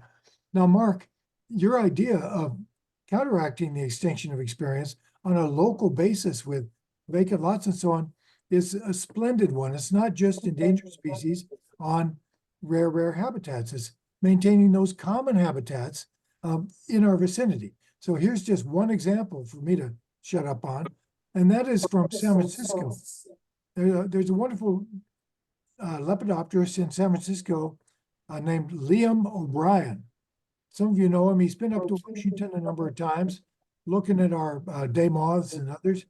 And Liam is a splendid butterfly artist. He's done a number of covers for Lepidopterist News or American Butterflies, I think, and so on. But Liam is working now on a book of all the butterflies of the San Francisco area and paintings of them all. We'll see it before long. But Liam realized that the green hair streak of San Francisco, which has been extinct from a lot of its San Francisco Bay Peninsula habitats for over 100 years, but was still around in small areas, could be promulgated. It could be advanced and spread by looking at the vacant lots. So he found that in the Mission and Golden Gate districts of San Francisco, in those hills, there were lots of little patches of soil at street junctions and at road ends and at around utility facilities and poles and fire plugs and so on and so forth, little pieces of ground and little cliffs and so on the hillsides, where what was growing was essentially European contributed species like cheeseweed and some coarse grasses and so on, but that the Eriogonum, the gnum that the green hair streaks feed on as larvae, was still present here and there. And so he started in a guerrilla way. I mentioned this last month too, that like Stuart, like our own Stuart Wexley does, taking that buckwheat, pardon me for repeating the story, and planting them in those little bits of ground. And now we have this interlocking population, a meta-population of green hair streaks all over that part of San Francisco. And that's just one example that I repeat here. And there are lots of them. We can find those little places where the last remnants live. And even back in the Highline Canal in Aurora, I'm glad to say that now, a little bit late, it's 50, 60 years after I started lobbying for it, there's now a big Highline Canal Conservancy, and they're finding the last little bits of habitat and conserving them and restoring them so that it's not all lost. So I think you got it, Mark. I think you got the answer right there. Well, there's a really good example here in the last 2 years.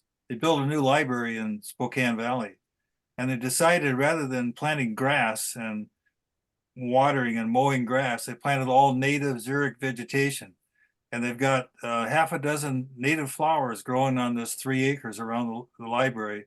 And I saw a half a dozen butterflies, different butterflies there just in one day walking through it. It's beautiful. On that term, a vacant lot, I've replaced it with wild lot.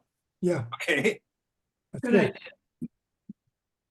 Yeah, and the studies that have been done suggest that you don't need much. These are small creatures, and you get just a few of the plants and you can have the bugs. Of course, the key, as we heard in the couple stories we were talking about here, is source populations for the bugs. That's it. Because if it's too far, they're not going to make it. Yeah. But if they're still in the area somewhere, and they can be the meta population style connections that David was talking about and that Bob just mentioned, then you can get them back. So Yeah, one term that's useful for that they use a lot in fire ecology now that they're paying more attention to not burning too much, too hot, too fast, is the reservoir of recolonization. It's multisyllabic, but it's a good term. A reservoir of recolonization. That's what you need.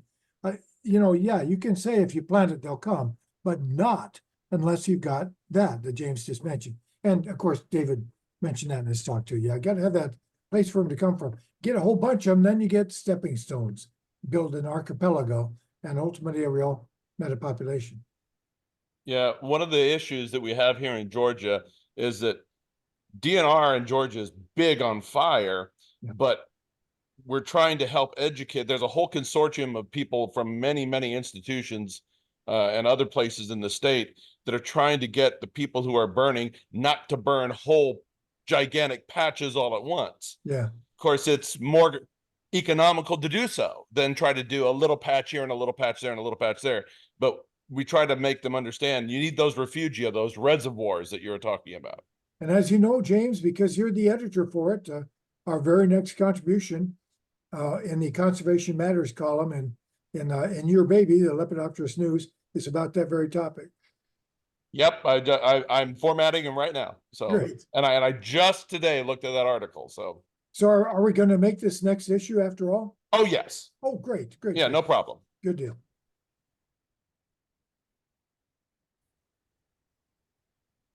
So I was interested in those glands that you found on I think the fritillaries and also the pine whites. It started me wondering if they might exist on other species as well, but they're just not so well developed, and so maybe you're just not picking up on it. Yeah, there were, I can't remember how many families we found them in now, but there was at least, I think it was more families that had them than didn't have them. So they were definitely in the skippers, they're definitely in nymphalids, definitely in pyriids.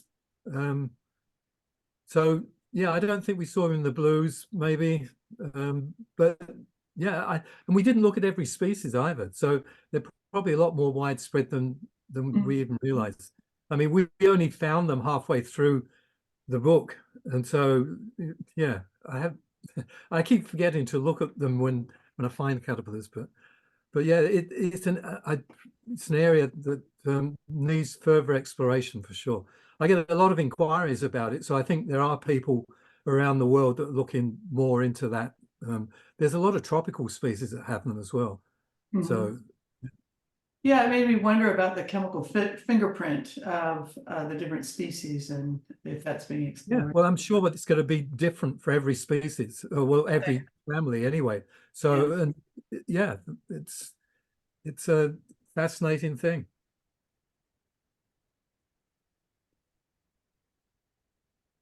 Okay, any other questions, comments? David is here. Well, David, you talked about the difficulties of working with one particular publisher. Yes. We've got some stories. You and I have talked about that over the years, the different constrictions that publishers place on you. One of the silliest ones, in my opinion, is that first one you mentioned, the get rid of yourself, get rid of the personalia. I had that battle in my the next book after Watching Washington Butterflies. It was the Audubon Field Guide to North American Butterflies, which, believe it or not, is 42 years ago now, though that thing's still in print. And I fought and fought with those editors to get, not me, but to have some personal stuff, because that's how you connect to the reader, is through the personal stories. And of course, the great early field guide in the Peterson series that many of us teethed on, which was Alexander Klotz. Bill Klotz is number 4 in the Peterson series, the Peterson Field Guide to the Butterflies East of the Great Plains. And I know James and John and others here. That was that's the very first book I ever bought in a bookstore with my own money on East Colfax Avenue in Denver. And one of the reasons it was such a great field guide was that he told about particular people in particular places, learning this and that, in and amongst the species accounts, which were all the facts, ma'am, of course. And that's what made the books human to people. That's what I tried to do later on because of that with Cascadia, and we to a little lesser extent in the new field guide with Caitlin, but books by a number of the authors here tonight. One of the reasons that the Davids, James Nunnally's larva book, Immatures book is so very, very successful, is that while it's completely scientific, nonetheless, you have the actual tales of how things were learned, what you learned. You can tell that you are both in there, you're different people, and it's a human enterprise. So I fought to get something through that field guide, and you can still find some little bits of personalia that survive. But I want to know, David, about your book. I know you suffered some frustration in that regard, but in the end, with everything that Princeton, all the hoops they made you jump through, with your good co-author and so on, do you feel pretty satisfied with the book ultimately? And do you feel that you were able to frustrate their desire to remove anything personal? Yeah, I think so. I think I said at the beginning, I mean, when I went through the book just recently in great detail, I was surprised at how much was still there of me, of my personal stuff. You know, so I'm pleasantly surprised. I thought more had been taken out than was. I mean, a lot was taken out, but I still, so it was really hit and miss. They took stuff out. I mean, they could have taken other stuff out. I mean, there was no rhyme or reason. They just didn't want too much, perhaps. I don't know. But you're exactly right. What you're saying about, I mean, that's what I wanted, personal thing in there, because that's what interests people. I mean, you know, I remember reading, you know, the first book of yours that I read and being fixated or fascinated by the little bits you did put in, you know, about you, personal stuff, just a little bit. And so, you know, that does captivate. And I've seen it in other books too. So, and that's what I wanted to do, because I mean, it's a subconscious thing. I mean, just felt that was right, what I should do. And so that's why I wanted to do that. And so, yeah, to answer your question, it still has enough of me in it to make me happy about it being published. I mean, that would be terrible, wouldn't it? Have a book published you didn't like. Yeah, So, no, I mean, I was torn at one point because I spent so much time on it, and you know, I still work for my, you know, I'm supposed to be doing other things. I had to justify all that time doing the book, so not having something to show for it would have been a bad deal for me anyway. But it would have been terrible to publish the book you didn't like. Yes. But I can say I do like this book. Oh, good. I'm glad to hear it. I thought so. I do have one biological question about the text. I mentioned the satellite view of the Leona blue habitat, and I was taken by the fact that you said that they live on the little patches, and it made me think that the logging activities actually sound like they've probably helped the Leona blue in the sense that it provides these little patches of habitat, and there's even connectors between them. The pathways they can fly along so they can share genes between the populations. Do you think that's true? Do you think Leona is actually more common now than it used to be because of logging in this case? Yeah, I do. And we've actually got a working group, a Leona working group now, and we've been talking about that and realizing with all our collective experiences that in some areas of that, you know, that Leona land area, there are some areas that haven't been logged for whatever reason, soil type or whatever. And Leona's rare in those places. You hardly see Leona. So yeah, what they've done has actually probably increased the population. Probably before they were doing that. I mean, it's been done a long time. Native people were on the land before and they would slash burn type thing. So it probably always has existed in some way, but the management in recent history has been conducive to the owner. So even though it's this rare butterfly, it only occurs in 15 square kilometers, it's actually common within that 15 square kilometers. You can't miss it. And because it's so, the habitat's so good there for it. And of course, you know, now we've got this working group, we've been talking to the owners, and they're chuffed. They're really happy about the fact that what they're doing is actually helping this tiny little butterfly. So it's an unusual story that we hope to get wider coverage, and being in the book is the first start of that, I think. David, do you have any recent estimates how the population's doing down there? It's doing okay, but it's not as good as it was 10 years ago. It has declined in that time, so there hasn't been an upward spike or anything.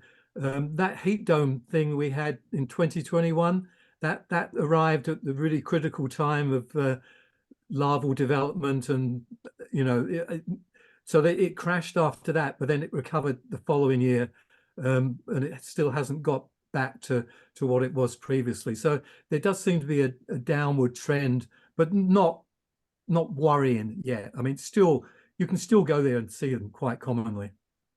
Are the buckwheat still real common down there? Yeah, they've been, but they vary from year to year too, because you know the heat of that year affected the buckwheat as well. So you know you can see from year to year, it's not always the same. You get bad years and good years, but you know normally there's way plenty buckwheat for the butterflies. So, but the quality is sometimes not so good. So yeah, that could be having an impact as well. So are you planning another field trip this year to Leona Land, David? Possibly. It's we're still talking about that.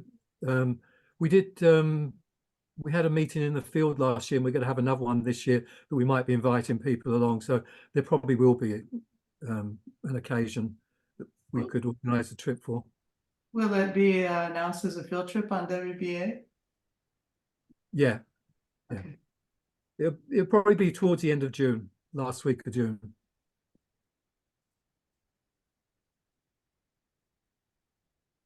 That's still, as far as I know, the only population of butterflies that use annual buckwheats anywhere in the Pacific Northwest. Yeah, I think you're right. And the buckwheats are so darn tiny. The flowers are minute. It's like fairy flowers for a fairy butterfly. They're miniature, just so tiny. You're talking about fairy stuff. There was, well, we still don't know why it occurs in that region, but apparently the region that it occurs in, because there's other areas where the buckwheat occurs, but the butterfly doesn't occur. Yeah. But where the butterfly occurs, there is this what we call fairy dust. I mean, it's actual in the geology.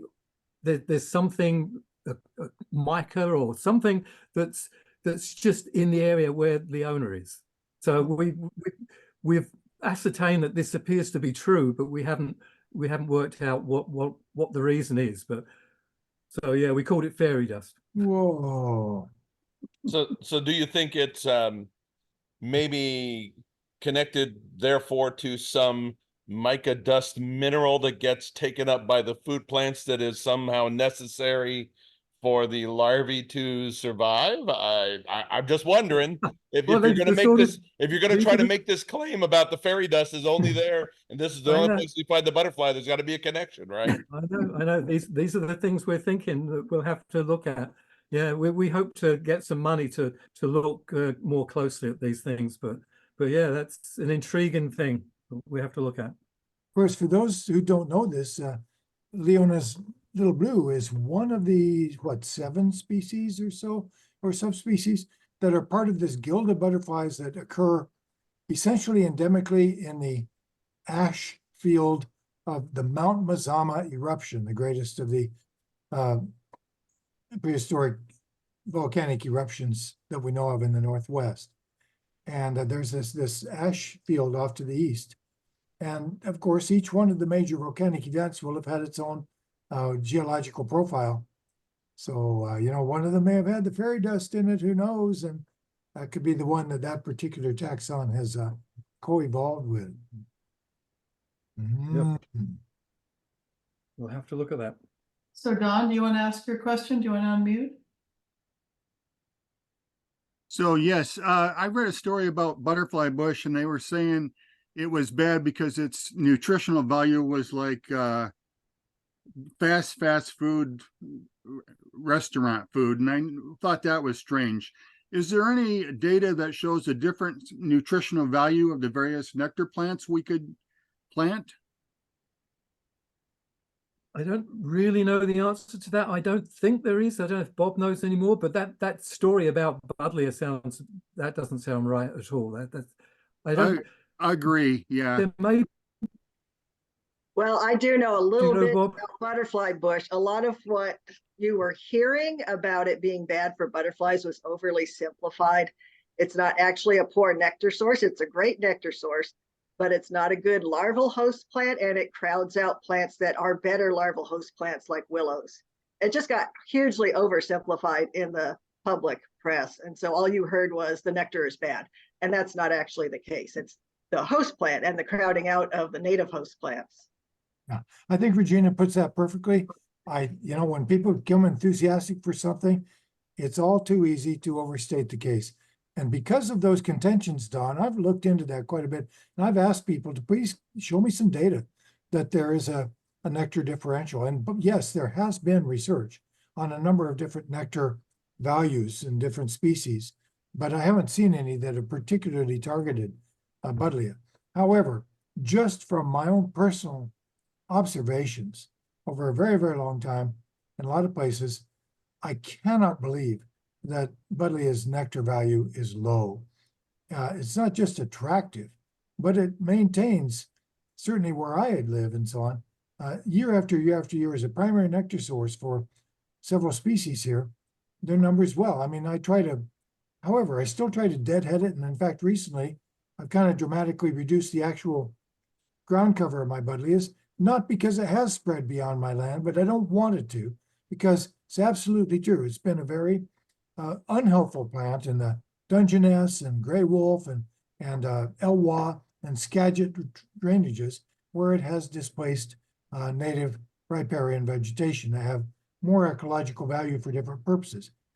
I have to say that that hasn't been the case on Gray's River here yet. And I try to make sure it's not because of me, but I'm not planning on giving up on the Buddleia anytime soon, because it is so very, very helpful in studying my local butterfly fauna. It's awfully hard to get another native plant that in Western Washington that duplicates what it does over its long flowering period. I would say be very, very careful with it if you choose, contrary to the noxious weed regulations. If you choose to be a renegade and use it, be awfully careful and be responsible and deadhead it. Don't let it spread beyond your own precincts. But I have to say, Regina, it's actually a superb larval host plant for the echo blues. Oh, okay. Yeah, Good to know. at my place anyway. Oh, okay. So Scott, do you want to unmute and comment on the bee issue? Oh, sorry for the delay. Yeah, I recently saw a book that probably some of you are familiar with called 100 Plants to Feed the Bees. And it's been several months since I looked at it, but it did compare the qualities of nectar sources and nutritional value. So maybe there's something like that out there for Lepidoptera. I don't know, but people are looking at that. Yeah, there's a lot of scatter data on nectar nutritional values, and you would I've never seen a gigantic collection of it though that would say here's 500 plants, here's what's in the nectar, which is available, of course, to anything that visits the flower. You would assume, however, as Scott was saying, if you've got these plants being good for bees, that they would likely be similarly good for butterflies as well. So Also, given flowers, yeah, well said, James. And similarly, a given flower's nectar varies in its quality through the lifetime of that particular floret. Also with how much water there is, how dilute it is, if it's been rained on or a lot of rain. Different time of day, of course, nectar release varies dramatically, as we know with moth and butterfly usage. And then there's things that I just don't get. Maybe Nunnally or James knows this, but how is it that spreading dogbane is, if there's something better than butterfly bush, it's spreading dogbane. It can be the most superb nectar plant for butterflies that I think I've ever seen. And then other time, and it's native, but then other times you'll find a big patch of it over a mile of roadside and there's not a butterfly on it. And yet a mile down the road, they'll be on composites or buckwheats or something. So, I mean, certain patches of dogbane are just magical manna and others are deserts. How come? I don't know. I don't know what it is. Yeah, I've certainly seen the same thing a lot too. And typically I've seen patches like in Spokane Canyon where it was the butterflies were just crazy over the dogbane, and you go back there another time and the dogbane looks fresh and it looks good and there's nothing on it, just like you noticed too. But of course it's the butterflies that decide what they like and what's nutritious for them. David James, didn't you have some experiences with an unwanted native in Lower Crab Creek there like that? Sorry, an unwanted what? I'm thinking purple loosestrife. Oh, right, yes. Yeah. Yeah. Yeah, that's very popular with not just monarchs, but all butterflies when it's flowering. Yeah. And yet it's a terrible, terrible weed that everyone wants to exterminate, right? I know. That's the enigma like eucalyptus in California. I think David and I have talked about this, and we think that, I think you agree with me, David, still, that purple loosestrife might be one of the most important nectar sources for monarchs in passage in Washington.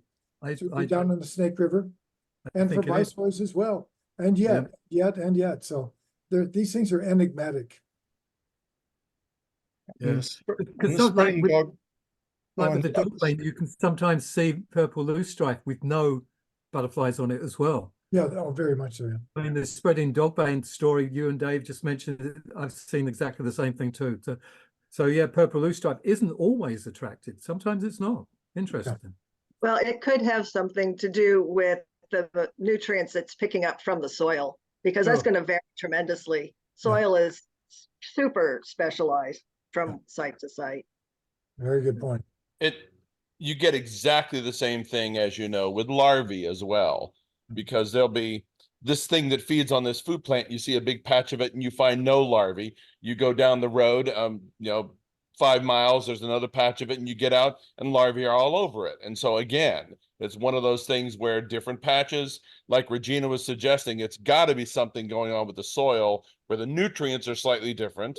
And this batch is way more attracted to the adults laying eggs than this batch. And so, but it's really, I'm sure, very difficult to pick out exactly why. Yeah. But it's that fairy dust that David was talking about. Yeah, exactly. Yeah, I was going to follow up with Leona's Blue, David, and ask. I know you kind of just started working together, but I was wondering if you're developing a research plan for the Leona's Blue, and if soil analysis is part of that. Well, it will be when we get started. We haven't really got started yet. I did write a funding proposal. It didn't get through, so. But we were planning to get a student and do all those sort of things, because we'd need somebody to live there with Leona for the 4 weeks that she's flying, because it's so remote. You can't really, and the flight period's just so short as well. To learn anything really significant, we'd need someone camping out there. So I thought that'd be a good thing for a student. I'd like to camp out there at Leona Land. So when we get money, we will do that. Excellent. Yes. So Scott, go ahead. I think Reg put up a chat in which he said, what is the scientific name of butterfly bush? It's named for 2 dudes, a guy named Buttle and a guy named David. I don't know which David, lots of Davids around. But but it's Buddleia, Buddleia is the genus, Buddleia, named for Buddle, who was a plant explorer, and David. Maybe it's David Buddle, I don't know. Davidii, Buddleia davidii is the basic species. Well, there's a genus of tree from, I think, the Himalayas that the genus is Davidii. So it must have been some botanist that was his name. It might have been Per David, Pere David, who was a very early naturalist explorer. There's of course a deer called Per David's deer. Yeah. I think that is it. So Scott, do you want to ask your question again? Or comment? Yeah, I do know that sometimes when we see flowers, it doesn't mean the flowers have nectar in them.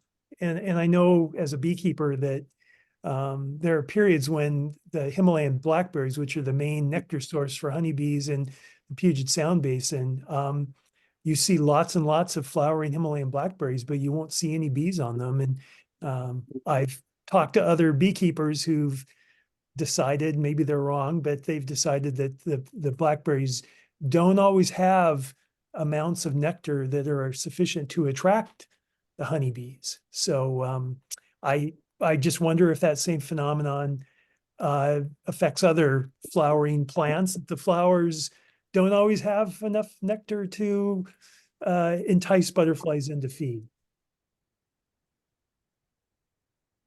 You're right. James, you're shaking your head, you're nodding. Do you have something to add? No, just that I agree that because, well, Bob earlier mentioned that even time of day makes a difference. There are plenty of times when it's been dry for a while and sun comes up in the morning, you get a lot of visitation, and by middle afternoon, there's hardly any nectar left in the flowers. So, I mean, so it can be even the same flowers, different times of the day. Yeah, and a lot of the pale flowers, the white and yellow flowers, and the ones that are UV reflective, of course, are co-adapted with moths instead of day-flying micro moths called butterfly. And their nectar isn't even let down. It's the nectar is let down into the nectaries, triggered by daylight, day laying, and for the nighttime, for the moths, and they're nectarless by the daylight hours.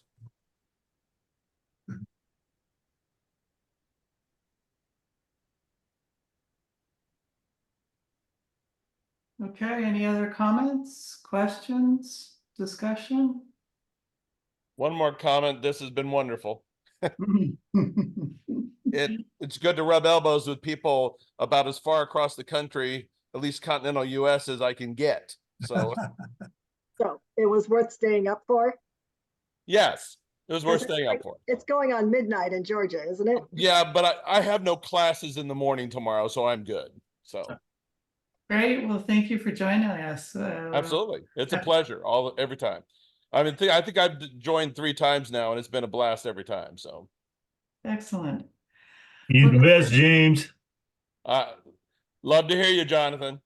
Give us a program sometimes, James. Invite me. I have 8, 9, 10 programs that I can put together. Wow. Nothing flat. So Okay, what's your email, James? it is jadams at Dalton State. That's D as in dog. Dalton State, all one word, .edu. If you forget, I got it. I'm sure you do. I just wanted to make sure. Bob has it too, and a couple of other people here have it too. I think Melanie probably could get it really easy. Yeah. If you're lucky. Now, I will admit that putting together something on regional Washington butterflies would be a bit difficult for me. I'm just saying, you might get a moth talk but as long as that's okay. We're good with that. We're good with that.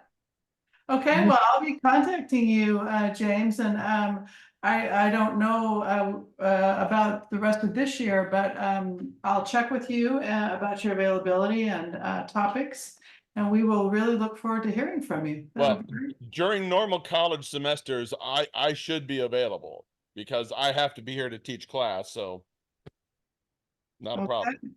You And I want- love doing this sort of thing. You're gonna ask Bob and Jonathan both. They hear me talk at the meetings all the time, and I have a good time when I talk. So James gave a very moving talk about his mother and her contribution to butterflies and butterfly people at the Yeah. meeting in Billings last summer. And if you're Yeah, that's lucky, you right. might, what's that? Yeah, you know, he used to come to these meetings with his mom, you know, and I always thought that his mom brought him. Well, she was the more interesting one, really, but sorry, James. No, but I was gonna say, if you're lucky, you might get on James's Christmas card list and it'll make you smile. yeah, yeah, I don't disagree that she was the more interesting one. I mean, and we were certainly traveling companions. Neither of us brought the other one. It was That's a right. joint effort. Yeah, we all know. Okay, well, I think we'll bring it to a close with a promise that James will give us a talk in the future. And thank you, David, so much. It was a really excellent talk, and so many people joined and stayed for the full talk, and I think that's a testament to what a great educator you are. Absolutely. Thank you. Thank you Yeah, very much. David, a pleasure. Yeah. I Good, think good. I'll be Thank- looking to get a copy of your book. So Yes, yes, absolutely. I need to call my So, book. DJ, Okay, thank you so much. And next month, we'll be hearing from Todd Stout again. He talked to us about orange tips not so long ago, and he's going to talk to us about raising butterflies. So that'll be on March 6th, and that'll be our next meeting. So, okay, everyone, see you either then or else in the field. So thank you again, David. Really appreciate it. Thank you all. Okay, good. James, it was nice seeing you visually. yeah. Thank you. Cheerio. Good night, everyone. Good night. Bye.